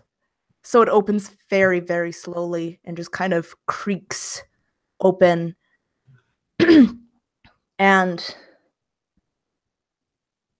it reveals a room, kind of a laboratory. From what you can see, there's benches lining kind of the length of the room with various beakers and Erlenmeyer flasks and all that. And there's broken glass everywhere on the ground.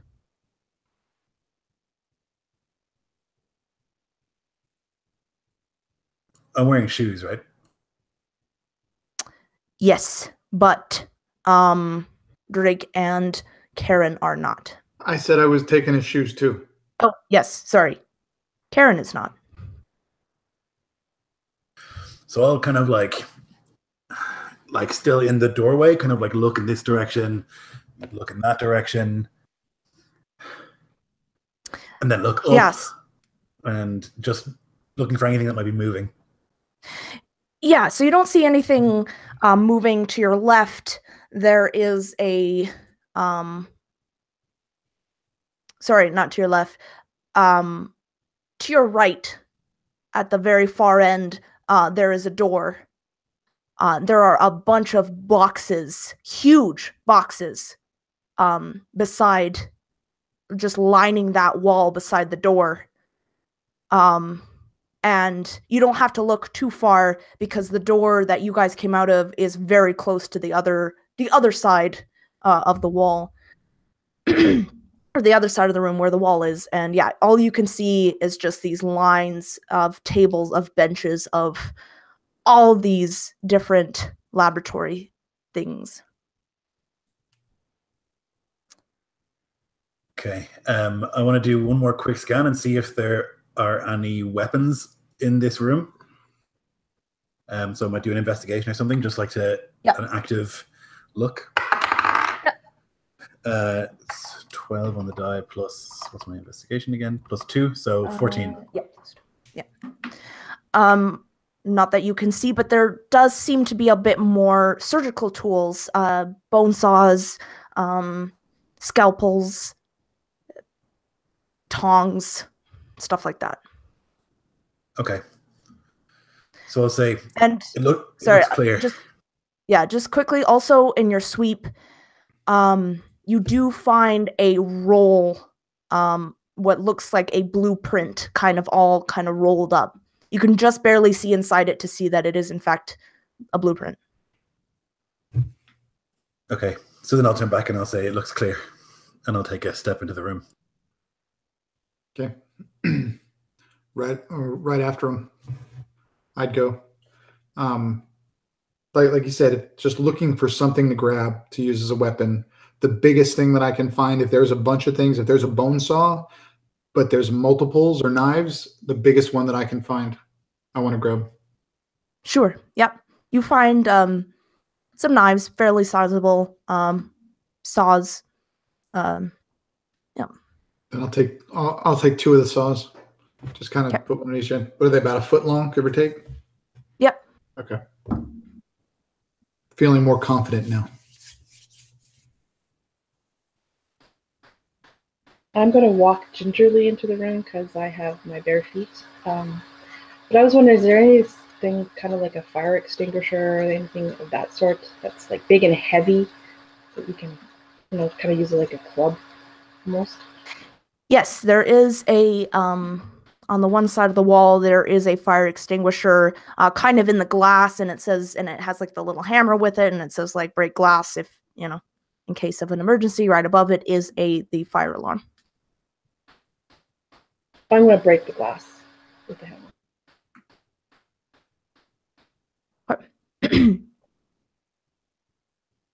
And grab you do so, and immediately sirens begin to go off. What did you do? What the fuck? At least it's not the voice. Well, it is kind of an emergency. I'm gonna like move so that my back is in the corner of the room. If we can manage that, and just like hold the gun shakily. Yeah, I'd like everyone to give me a perception check, please. 17. I don't know my bonus for perception yet. 15 Okay. for me. You have a +2 to nope. You have a -1 to perception. Okay, so then a 11. So, Karen, you know, and Taylor, you notice that there's one of the box moves. Just kind of. Oh, sorry. Yeah, and Drake, you all three of you, with the exception of Lloyd, see a box move in the corner on that far end where there's a bunch of large boxes. It just kind of shifts a little bit. Whoa. Shit, there's somebody here. What? Hold on. Whoa. Shh. Talking about Over the box. Didn't you see it moved? Yeah, but keep your voice down. Keep your voice down. It moved. Hold on. Just if there is something over there, you don't want him to know he's there. So you go that way, and let's see what's over there slowly. If it's bad, shoot it. I'm And gonna stay with my back in the corner of the room, and I'll point the gun in the direction they're saying. No. If you're not gonna move towards it, then give me the fucking gun. Fucking no! I want to grab the gun, Megan. I'm gonna shoot you. That's okay. I want to grab the gun, Megan. Oh, I'm so sorry, Drake. I'm so sorry. Make a dex check. I will show you what I rolled too, Lloyd. I'll put the camera on it. I'll do it too. Just so we can be fair here. You have a +2 to dex, Drake, and you're trying to shoot him, Lloyd? So you're making an attack? Yep. Okay. Well, We batted it. okay. That'd be a 14. I rolled a 10, which I'm going to try and show you. I don't know if that's visible. Yep. So that's a plus. Quick math here. That's a +3. Okay, so I got a 13 then. I got a 14. What'd you get, Drix? 14. So you guys can one of you can kind of describe how this looks. Lloyd, you do shoot the gun, but it does not hit Drake's character. Go for it, Lloyd. Yeah, he's like not expecting it at all. That this would happen, but he is also like unwilling to give up the gun. He's like given so much talk about how he's not giving up the gun, and it's kind of just like instinctual. And as you like turn to like grab it, he just goes poof, and it fires. It probably like maybe singes some of you, like and him. I would imagine the bullet probably flies and lands on his shoulder, and there's just like chaos as he fires it. And I wouldn't necessarily be trying to grab it, but more I'd just be trying to get it away from him, knock it out of his hand. If I can grab it and toss it on the ground, fine. But it's just a matter of I want it away from him so that she can grab it. Yeah, I'd say with that roll, you managed to just kind of knock it out. You don't grab it and take it. Right. And I pick it up. I'm gonna go for it too. Yeah, I'm gonna get you guys both to make maybe dex saves. I want to hinder him. If I see him going for the gun, I want to get in his way. Yeah, is there any way I could put my body in their way as well? Oh my god, like no one wants you to have this gun. Okay, so Megan's like, shit. Wasn't prepared for PvP.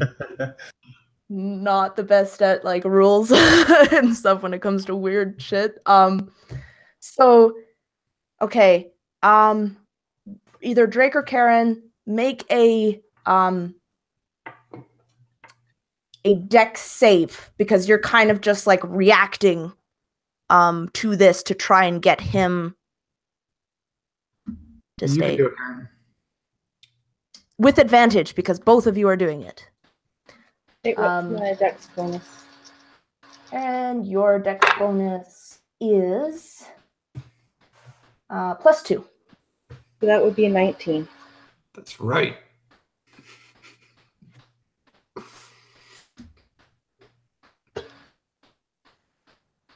So, okay, Taylor, your dex is +3. Okay, so that's a 15 for me. And Lloyd. He's gonna roll. I don't know Just what write my your- dex bonus is, but it's Oh, 19. +1. You're a dick. But is Lloyd at disadvantage from being hindered by Karen? Well, both of us were Um, trying to hinder him. I mean, I would think that he would need to roll with disadvantage if he was trying to go for it. Nice job. I mean, Yeah. Right? Yeah. this isn't set rules. We're just Shit, winging you it. not, it's a 20. Look at this You're shit. Unbelievable. Did I call it? Did I call it? Fucking believable. I'm gonna die. So Oh, Drake unbelievable. knocks it out. He's gonna shoot you.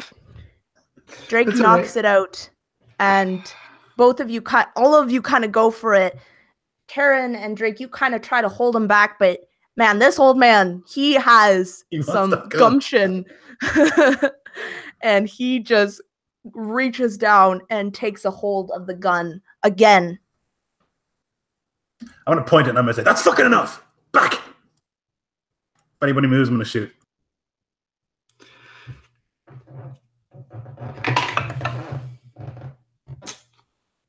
I stand still. I rolled a 2. We are on the same fucking side. Yeah, well then why don't you fucking help? Instead of being a damn coward with the gun. There could be something over there that's gonna kill all of us, and you're gonna sit there in your damn corner like a fucking coward? Yes.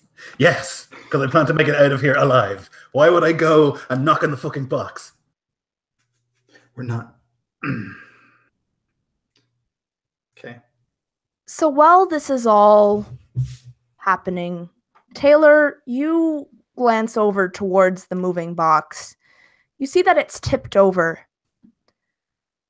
And you see this figure, this thing. It might have been a rat at one point, but it's about the size of a dog. Holy. And it has tumors growing out of its body, hair matted and missing in some places. I have a picture. Of course you do. I don't want to see No, that. no thanks. Oh, Oh my god. that's sexy right there. Look at So- his tail, like the bones. That's terrible. So this thing is has just crawled out and is just staring at you, just kind of chittering. Shoot it. Shoot it. No, let's just shut the fucking door on it. We only have 4 bullets left. But I start backing up. wait, is this the only door that we can go through? Or we have to go back into the corridor, right? Or is there another way So out? there is the corridor, but on the other side, at the other kitty corner, there is another door. But you'd kind of, I guess you could scoot around the long way to get away from the rat. But I'd like everyone to roll for initiative. If anyone What? needs their initiative. Please. Yeah, please. Yeah. I think I'm a +1, Um, but I'm not sure. So Lloyd, you're a +2. Nope, sorry, +1. Sorry, Lloyd. Drake, you're a +2. Taylor, you're a +3. And Karen, you're a +2.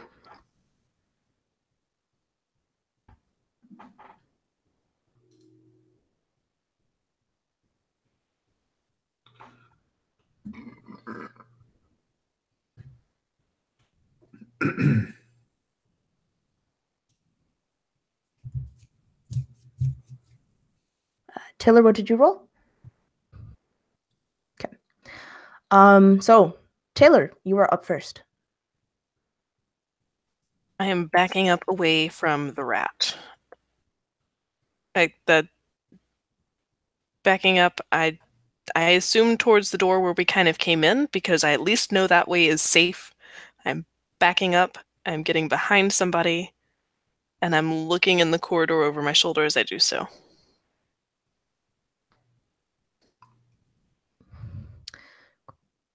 Excuse me. Okay, so yeah. You're gonna use your movement. Are you going to use like your action and your movement, or just your movement? Just my movement. And I've got the scalpel, I guess, still in my hand, this little wee dinky blade. But I will hold my action, and if anything comes within range, I'm gonna either throw it or stab it, depending on the moment. Sure. All right, Drake. As she passes me and I see her holding this itty bitty scalpel, I'm gonna just kind of try to hand off one of my bone saws to her, just kind of put it in her hand.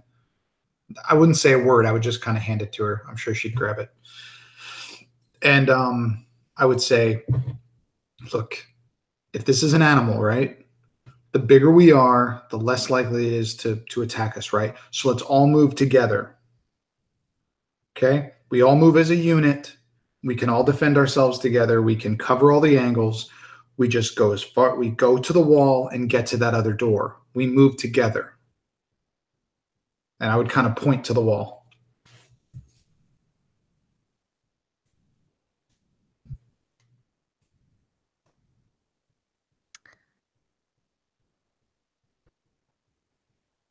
All right, Lloyd. Okay. I will do what Drake's character suggested.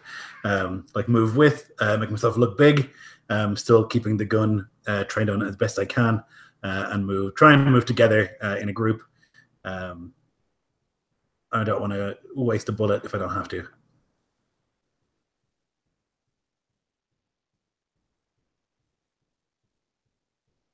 Can I ready an action that if it charges towards us, that I'll shoot? Yep. Okay, and this thing is just kind of like, it has no eyes, so you can see it's kind of just like shaking its head around just blindly. But then it kind of stops, facing directly to you, and it just kind of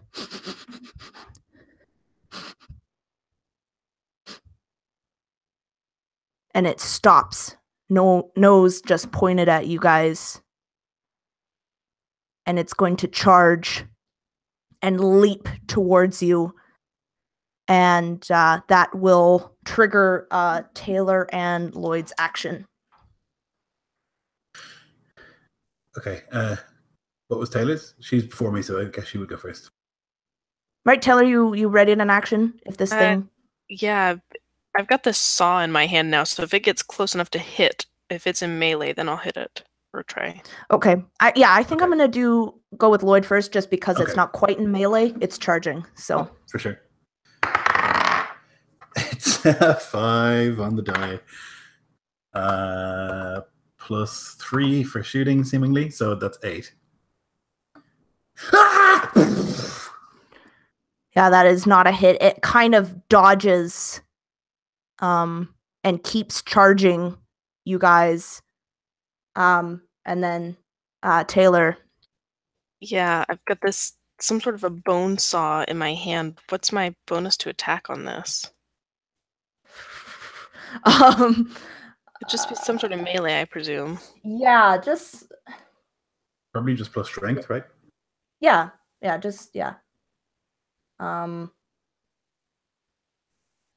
Just treat it like a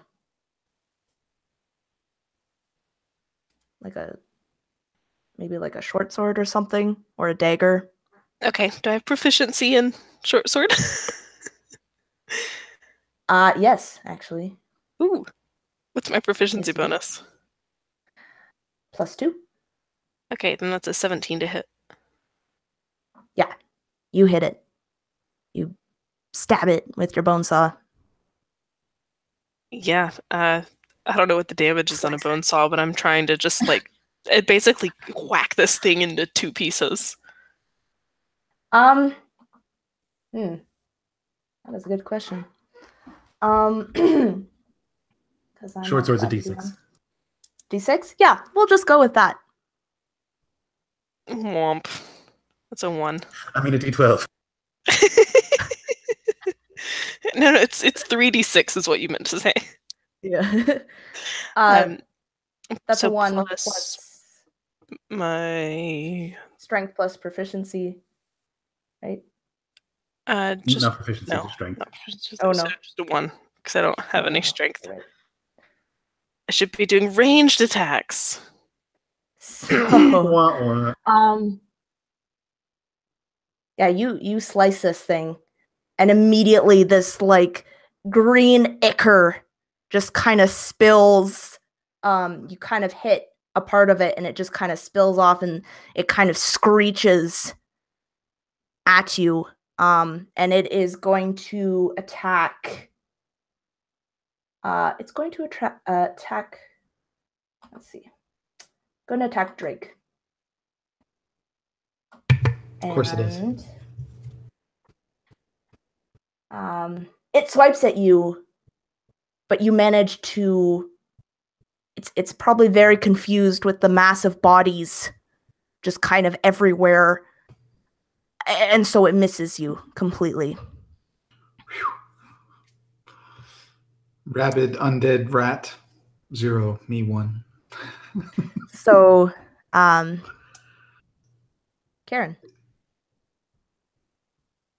So I have my trusty fire extinguisher. So I'm going to swipe at its head, kind of like a baseball bat. Just hit it as hard as I can. Yeah, so we'll treat that as a club, I think. Yeah. 1d6. A 1d4 damage is a club. Is it? Yes. Yeah, Clem is super lame.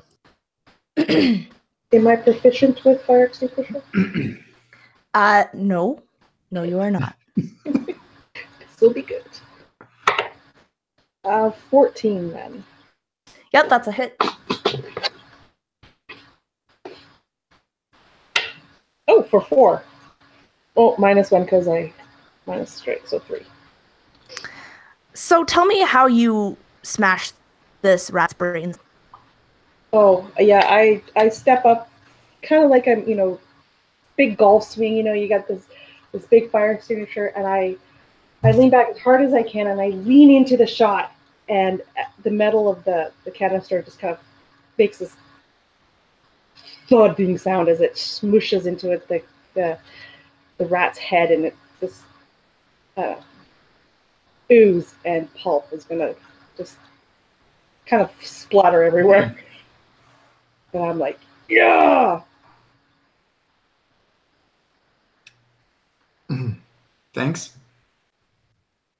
As this thing just kind of falls into a heap, I think I would just kind of be urging us out the door just in case there's any more. Just, okay, come on. Let's move. Yeah.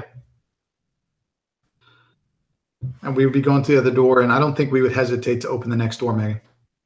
Yeah, and I'm not actually even worried about whether I'm stepping on glass or not. So if I take damage because of that, I would. Yeah, I'd say as you're running through, just roll a d4, and that's how much damage you take from stepping on glass. But that would suck walking afterwards. Like half speed or something. Oh, so miserable. Yeah. Yeah, I think you'd be reduced to half speed. I Can I just try and give her a piggyback ride or something? I just have to shut up. I just have to shut up. Thanks for the idea, Drake. I can't help it. Megan. I can't help it. Wait, Karen, you can't walk across that. Yeah, just like Lloyd said, we don't need to outrun the monster. We just need to outrun Karen. We're good. Yeah, hop on Taylor's back. That's good. I'll try. I'm like the smallest person. I'll look at the other guys who are like, I'm old. I'm probably not even going to notice until we're out of the room, and Yeah. then that's Okay. probably when I'll Yeah, notice. fair enough. Yeah. So you guys run into this next room. You feel a sudden chill. It's getting cold in this room. It's kind of a pathway that veers to the right. And then if you look down, it veers to the left again. Okay. Go. We need to close the door behind us. Decrypted another recording. Would you like to play back? Can you localize this room? Localizing to cold storage. Okay, play message.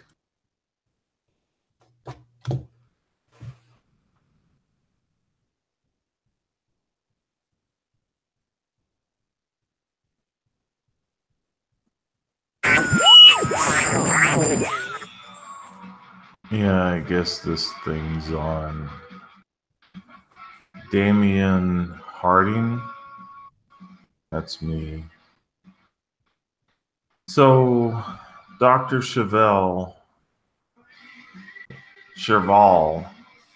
I know he's very particular about that. He informed me that my internship would be terminated, and all work I've done under him would be erased if I left, like most of the other interns. But after what they've done, I'm not sure what it's worth staying anymore. I mean, others have told me they'll be coming any day now and locking this place down for good. Honestly, I mean, I don't even know why it didn't happen sooner. If all the rumors are true, maybe I can stick it out. I mean, wait until everything gets closed and Dr. Cheval he'll have to give me my credits. I mean, right?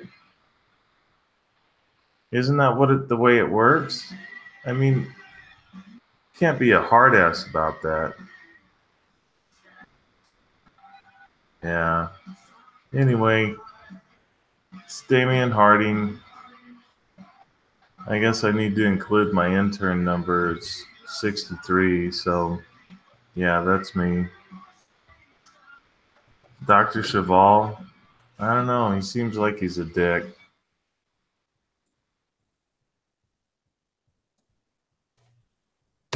Recording complete.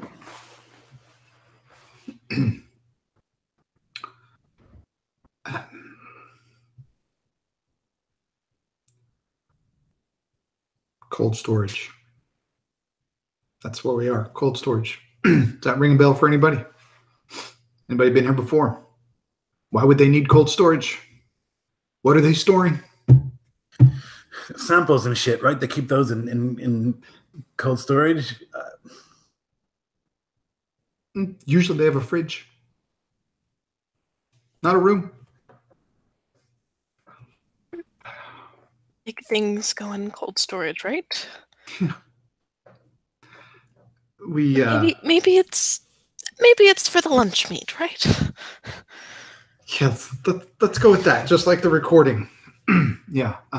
We have one way to go, guys. We have one way to go. We're going down that way. So, Lloyd, lead on. All right, let's go.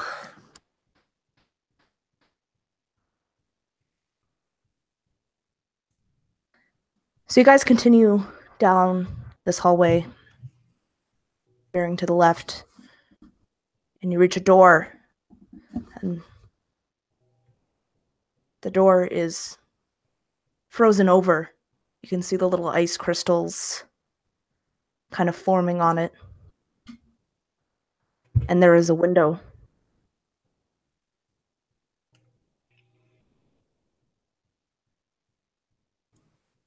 Take a moment to wipe away the frost and have a look in before we open the door.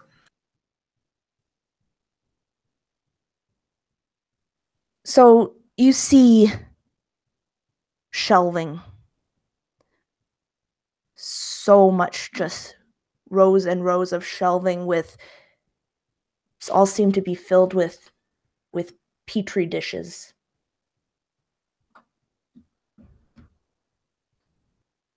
Thousands of them.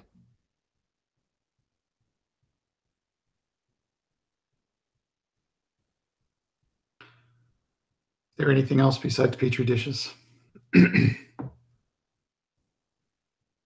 Not that you can see, no, and this looks to be a pretty small room.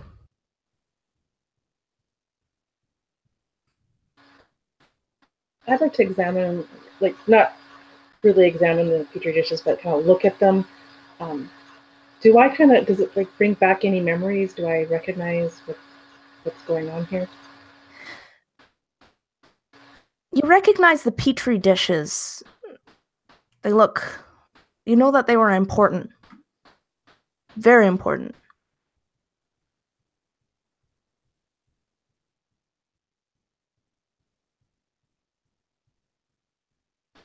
Do I know what's in them? No. Do the petri dishes look like they all have the same thing in them, or does it look like there's different substances in Yeah, them? they all have this like greenish, these greenish colonies kind of growing on them. Some vary in the hue of green. For some reason, I think these are important, but I don't know why, and I don't know what they are. I mean, there must be how they fucking made the thing, the cure, the whatever it is, the plague that they've made, whatever.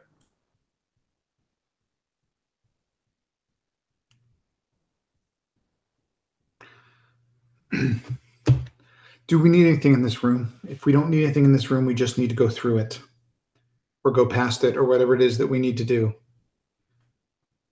Didn't we turn left back there and there was a right?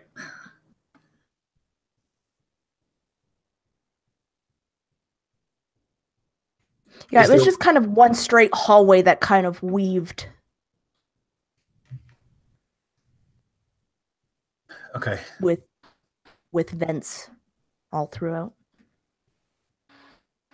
Is there another way out of this room then?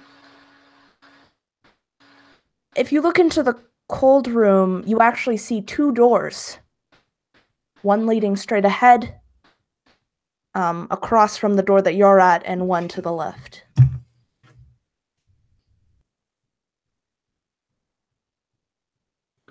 All right, guys, which way do we want to go here? We don't need to stay in the room with all these petri dishes. We need to get out of here. We going left or we going straight? My gut says left. I don't know why. Okay, we'll go left. I'll follow him if everyone else wants to go. Fair enough. Yeah. So you guys open the frozen door into this freezer. So you go in, and you can kind of get a closer look at the petri dishes. And on them are seemingly all the same word. Xenoarchaea Asterocatanus. And that all triggers recognition with you guys. This means bacteria from beyond Earth. And with this word is test and then a series of numbers. Each number is different on each petri dish.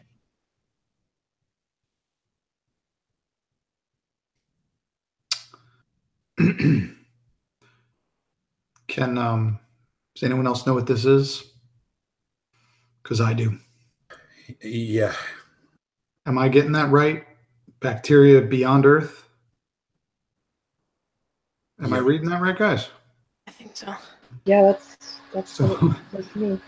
So it's life forms off of this planet.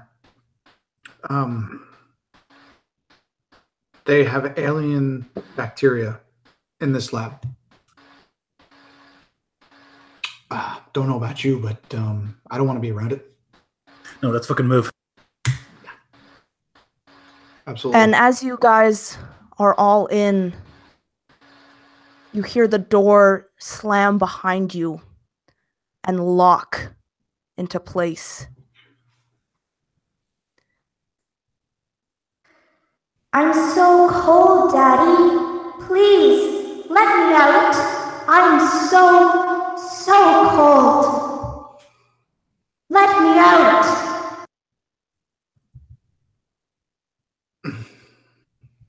Unlock the door. I We'll let you immediately run and try one of the other doors. Computer, unlock the door.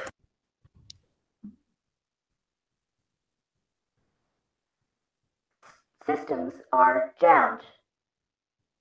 Recalibrating. Fuck. Wait. They said auto locks were off. Were offline. That was the first thing she said. So And yeah. Yeah, Sir Taylor, you try the door and it is locked. What about the one straight ahead? Is it also? It is also locked. You want to use that tool again? Yeah. Is there any panels on this side of the doors? Yes. Yes, there is one. Yeah, I'll try to override the locking mechanism so that we can open up this door. Sure, yeah. Give me a tech with advantage, please. So that would be a 24. So, like the other one, this will take some time. About 30 minutes. Maybe 20. This place is cold. Extremely cold. You can feel your hands begin to shake. Your feet are starting to go numb. On the bright side, Karen, you don't feel the pain in your feet anymore.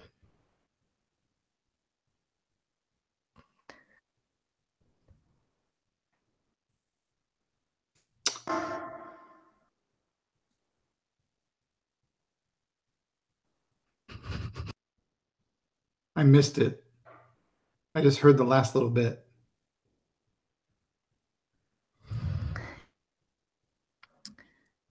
I don't know what you're talking about. So, what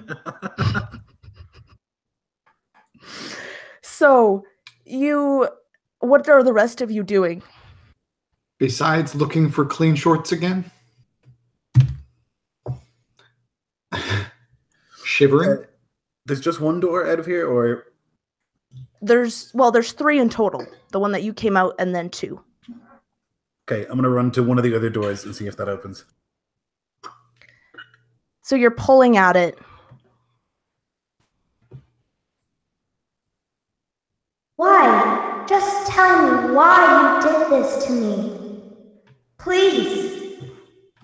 Just tell me why, Daddy. Why did you do this to me? Nope. I didn't do anything. What are you? And he's like rattling at the door. What? You're muted. This one has a window as well. And all of a sudden, as you're trying to shake it open, you hear a slam. And this face appears in the window of a young girl, but her face looks like it's melting. Oh no. Don't open the door. Don't open the door. I think he like lets go and like falls backwards. Maybe like knocks over one of those shelves, and it's just like scrambling on the ground away. Whereabouts is the panel that I'm working on? Is it within, like, would I have seen that? Yes, you would have. Yeah, so I immediately stop what I'm doing. Mm-hmm. And then you guys hear all the doors kind of unlock. You hear that noise. And the one you're at, Lloyd, it opens. And the girl is gone.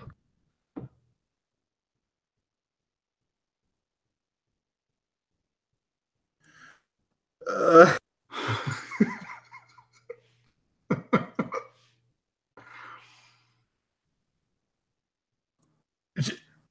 she's gone. Let's fucking go. She's gone. Who's she? What? The girl, you didn't see the girl? What was that? Did we see the girl? I'm going to say that Karen did, and Lloyd did. But Taylor and Drake, you did not. Okay, I thought we did.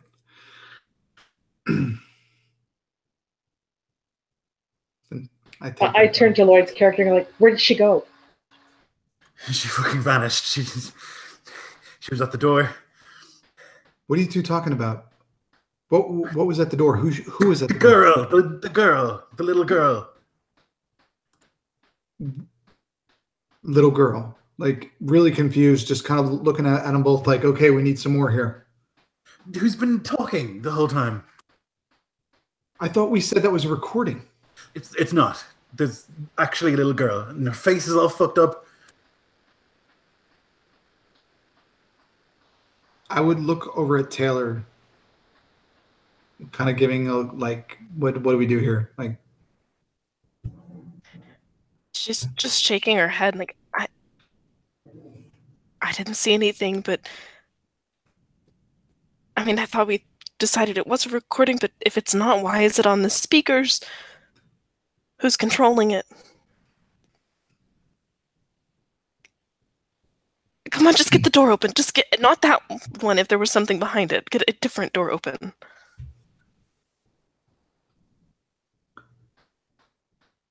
would I can I do an insight check to Lloyd again? Yes. Yep. It's going to be a 14. Would I know if he's like legitimately scared right now? Yeah, definitely. He is legitimately freaked out. Okay. That's all I needed to know. I got nothing else to that one. I guess I would like stand up and move from the door that I was at to the other door, not the one we came in through, and try and go that way. I have decrypted another audio recording. Would you like me to play back? Yes, play it.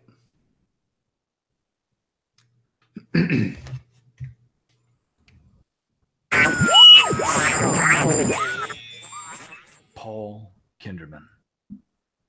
October 14th, 2018. Rachel fucking Phillips blew the whistle this morning. We were so close. Only 75% of the mice were showing physical deformities.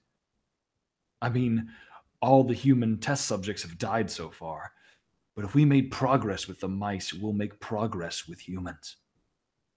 Doesn't she know that these few lost won't even pale in comparison to how many we save if we perfect this?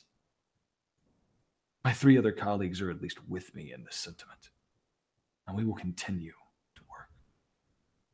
Damn it, Rose. I'll get your cancer cured even if it kills hundreds.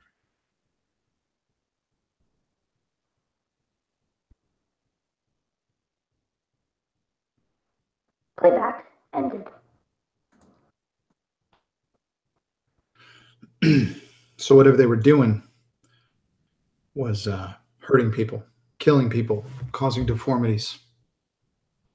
I guess that's pretty normal when it comes to new drugs, right? Well, usually they can't test it on people until they've, tested it on animals first and made sure it's safe. Think that's what he said they were doing. I You think said we humans just saw one of the animals they were testing it on. Yeah. Where do we go now? Just looking at the girls. We have to go. No shit, Sherlock. Which way?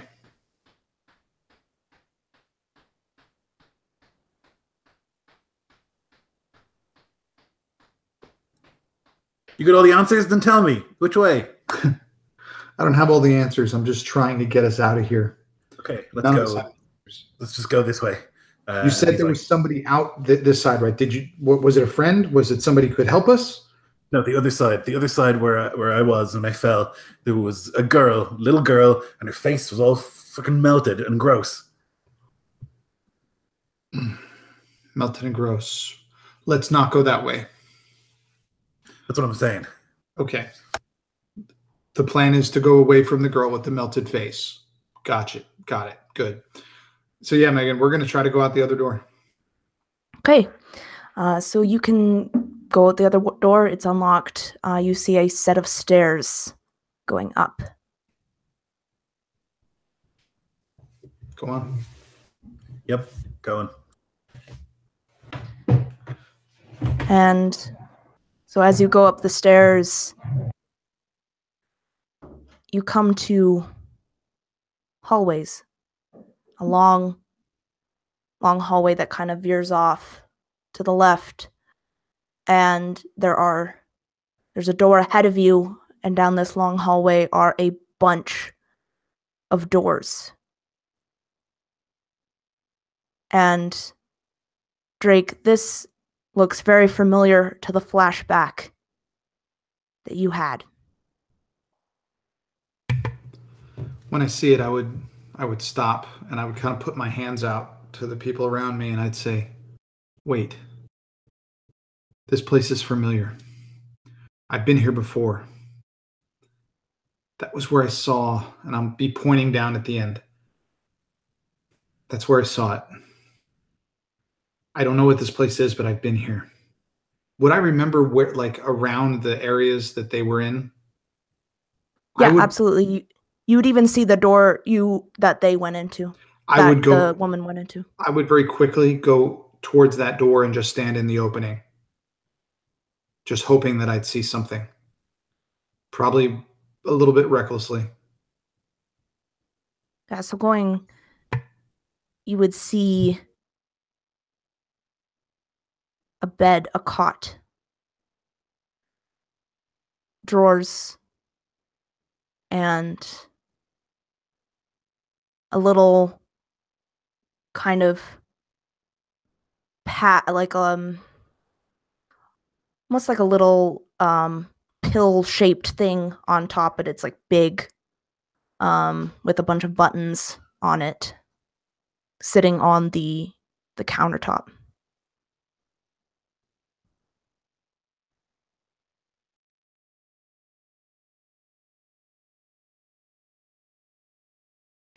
Does anything in here look familiar?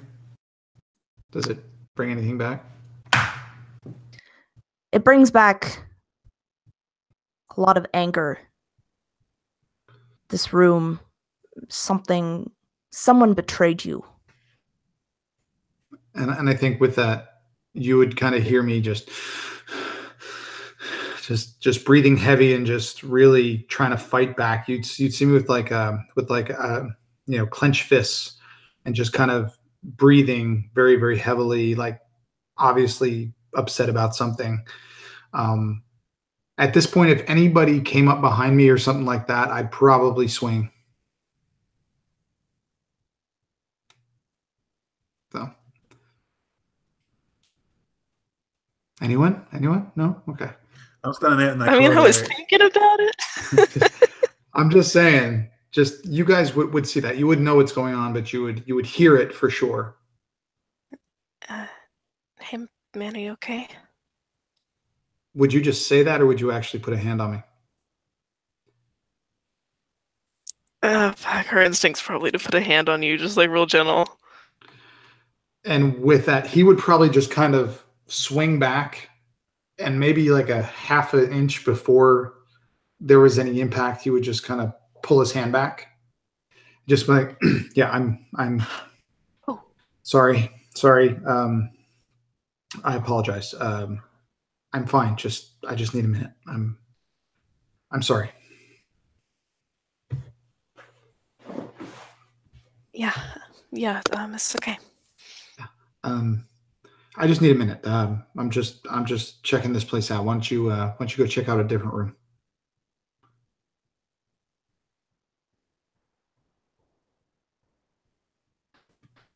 Are there windows on the doors to these rooms, or are they just like solid? No, they're solid.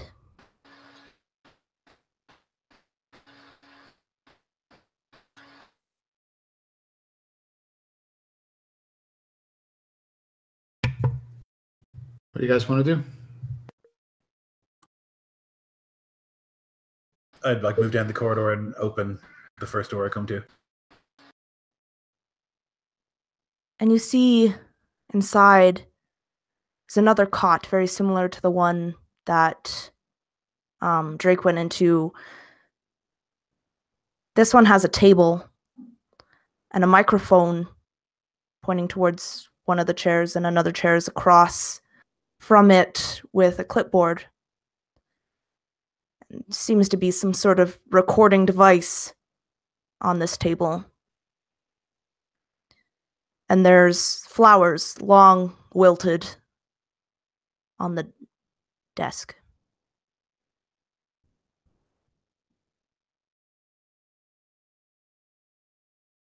I think you just kind of like take this in and see interviews, something like that. When you go in, you're filled with an immense amount of sadness. This room hangs heavy in your heart.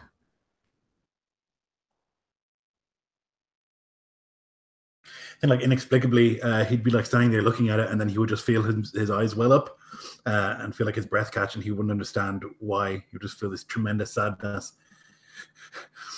And he doesn't really get it, and so he would just kind of like back out of the room.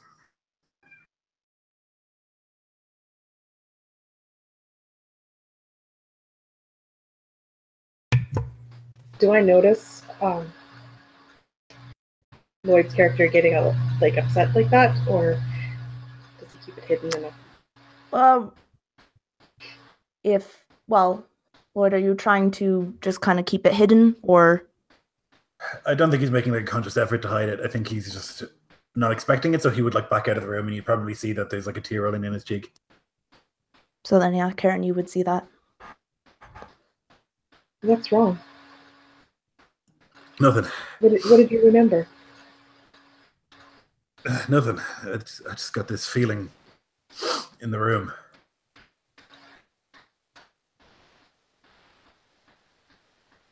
So I kind of look into the room. Do I see anything out of the ordinary? I'm kind of wondering, like, what was going on with you. Yeah, you see the kind of the recorder, the microphone, and you two just get this overwhelming sense of sadness and guilt. And you notice on the headboard of this cot is the name Amelia. Does that ring a bell to me at all? Yes, you have met this person, and you can connect to that, to your overwhelming sadness was because of this person. You can't place where or why.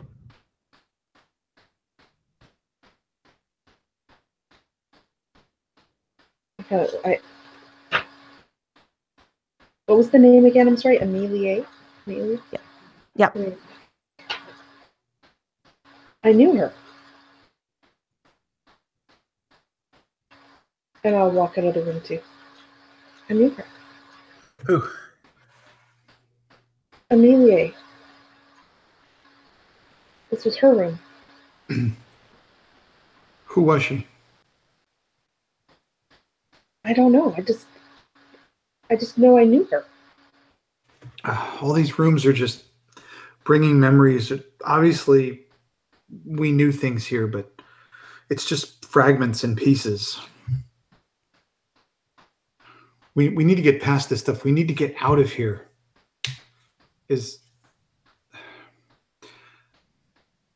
My question is, we've gone up 2 flights of stairs now, through some cold storage and other areas. Taylor went into the vent and saw what she thought was a lobby, and it was below us. It was on the same level as where we were. So we've now gone up 2 flights of stairs. Wouldn't the lobby be on the ground floor? Wouldn't the way out be on the ground floor? Where are we heading?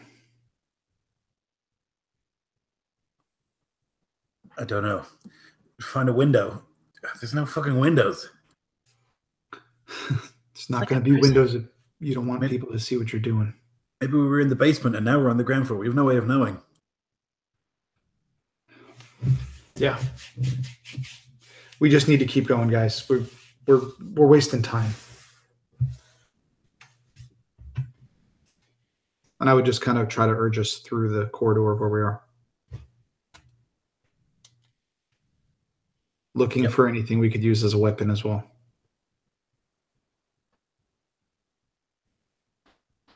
Yeah. Just with a cursory glance, you don't find anything, but so unless you wanted to like look in every room and every drawer, but yeah, just a cursory glance kind of shows nothing. Okay. And so you guys reach the end of the hall with stairs leading down. Essentially, this was a U shape.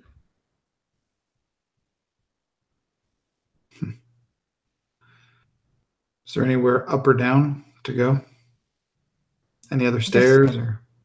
No, just down stairs. New set of stairs. You guys want to go down? Oh, we have to. Let's just keep moving. Okay. We would do that. You go down, and there's no door, but an archway once you reach the bottom of the stairs. And you've reached what Taylor knows as the lobby.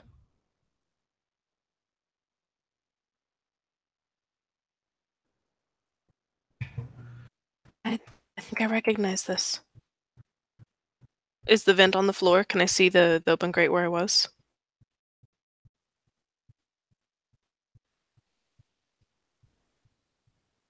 Yes, it is just kind of to your left. You see the open grate that you kicked. Yeah, yeah. I was up there when that one recording or journal or whatever it was. I'm gonna go look at the desk and look at the papers.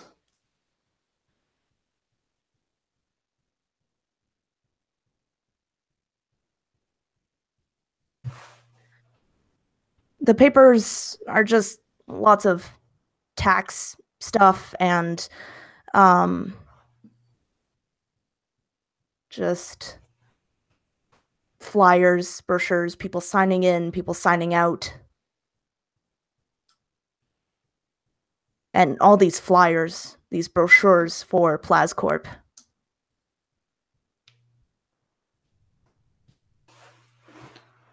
And you see the double doors. You see them a bit better, and there are large windows that you can see above this large metal bar that is closing them. Do these barricading them. Brochures tell us anything about PlasCorp, what they do? It's very vague. They say stuff about giving your family a safer future and how volunteering with their research, can help to industrialize or revolutionize the future. Just bullshit like that. Bullshit marketing. Yeah. Mm-hmm. So I say they're the doors. That's the way out. Is it that easy? You said it was barricaded. Is it barricaded on the inside or on the outside? On the inside. And a closer look seems to be that they are kind of mechanically in place. They've kind of like rolled out and kind of are clasped together. Is this that emergency lockdown thing they were talking about?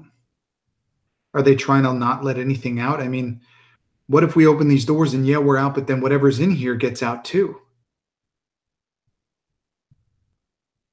I'm sure the military could handle it. We should just get out of here as quickly as we can. Yeah, I agree. It's not going to be that easy. It never is. But let's see if we can move these things. And I would help them trying to pull them off or break one or, you know. So you guys go to the door? Yeah. Well, And is there so... Sorry. While they go to the door, is there any kind of like pad or like panel on the desk that might look like it controls the door? Yes, absolutely. Yep, there is a monitor at the desk. I'd like to like turn that on. Okay. And as you do so, it kind of takes a while to boot up. Drake and Lloyd, you go towards the door and you look out.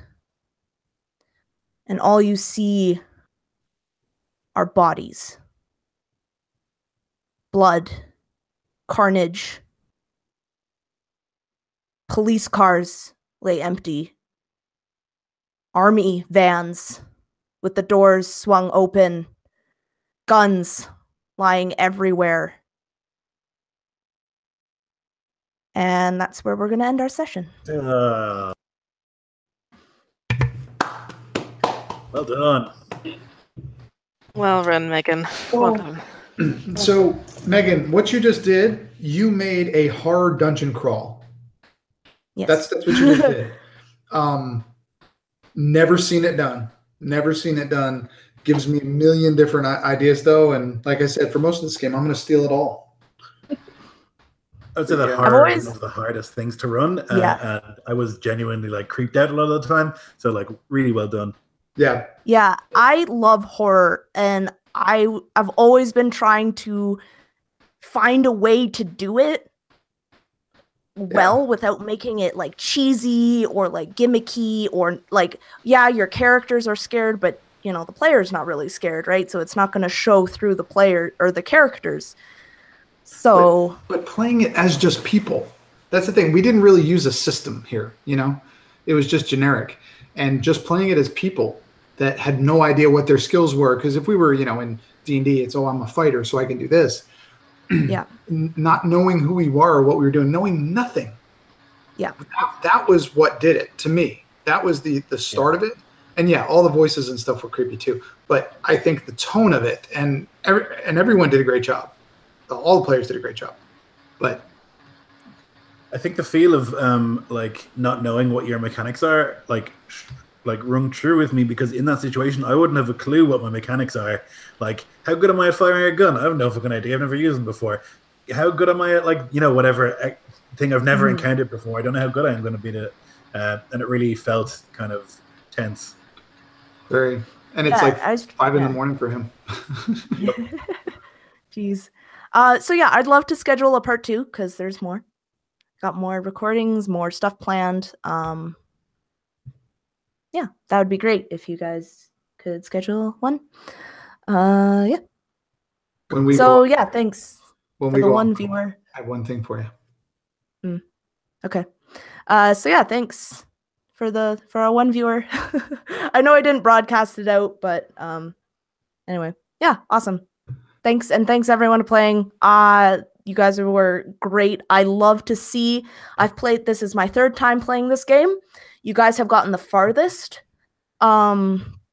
And it's always so interesting to see how different groups solve problems differently. Like, yeah, I've played this game 3 times, but each time it's felt so different because of how you guys play it and how you problem solve and stuff like that. So And how we super PvP. cool. Yes, you are the first group that PvP, which was awesome. Lloyd. I never get the chance to hit Lloyd. I may never have that chance again, guys. You don't understand. That scuffle for the gun was so tense. Well, he was holding on to it way more than he should have. So I mean, I think with the character traits that you gave me, I would have gone for that gun way before that, and I held back. So the traits I had as well were like, I am not letting go of that fucking gun. No way, no how. And those were really good, Megan. To give us some idea about our characters, I think that there's a lot of good things that I mean, even someone like Lloyd and someone like me, and I'm sure, and Taylor and Karen too, that are seasoned. I've picked up a couple little things, just little things that I think will make me a better DM. Absolutely, and that's the great part about this community. It's just. Yeah, just awesome. Yeah. Anyway, I wanted to do something different that no one has really ever done before, so that's what I kind of came up with. So anyway, yeah. It's late, everyone. Have a good night. Thanks, everyone. Yeah.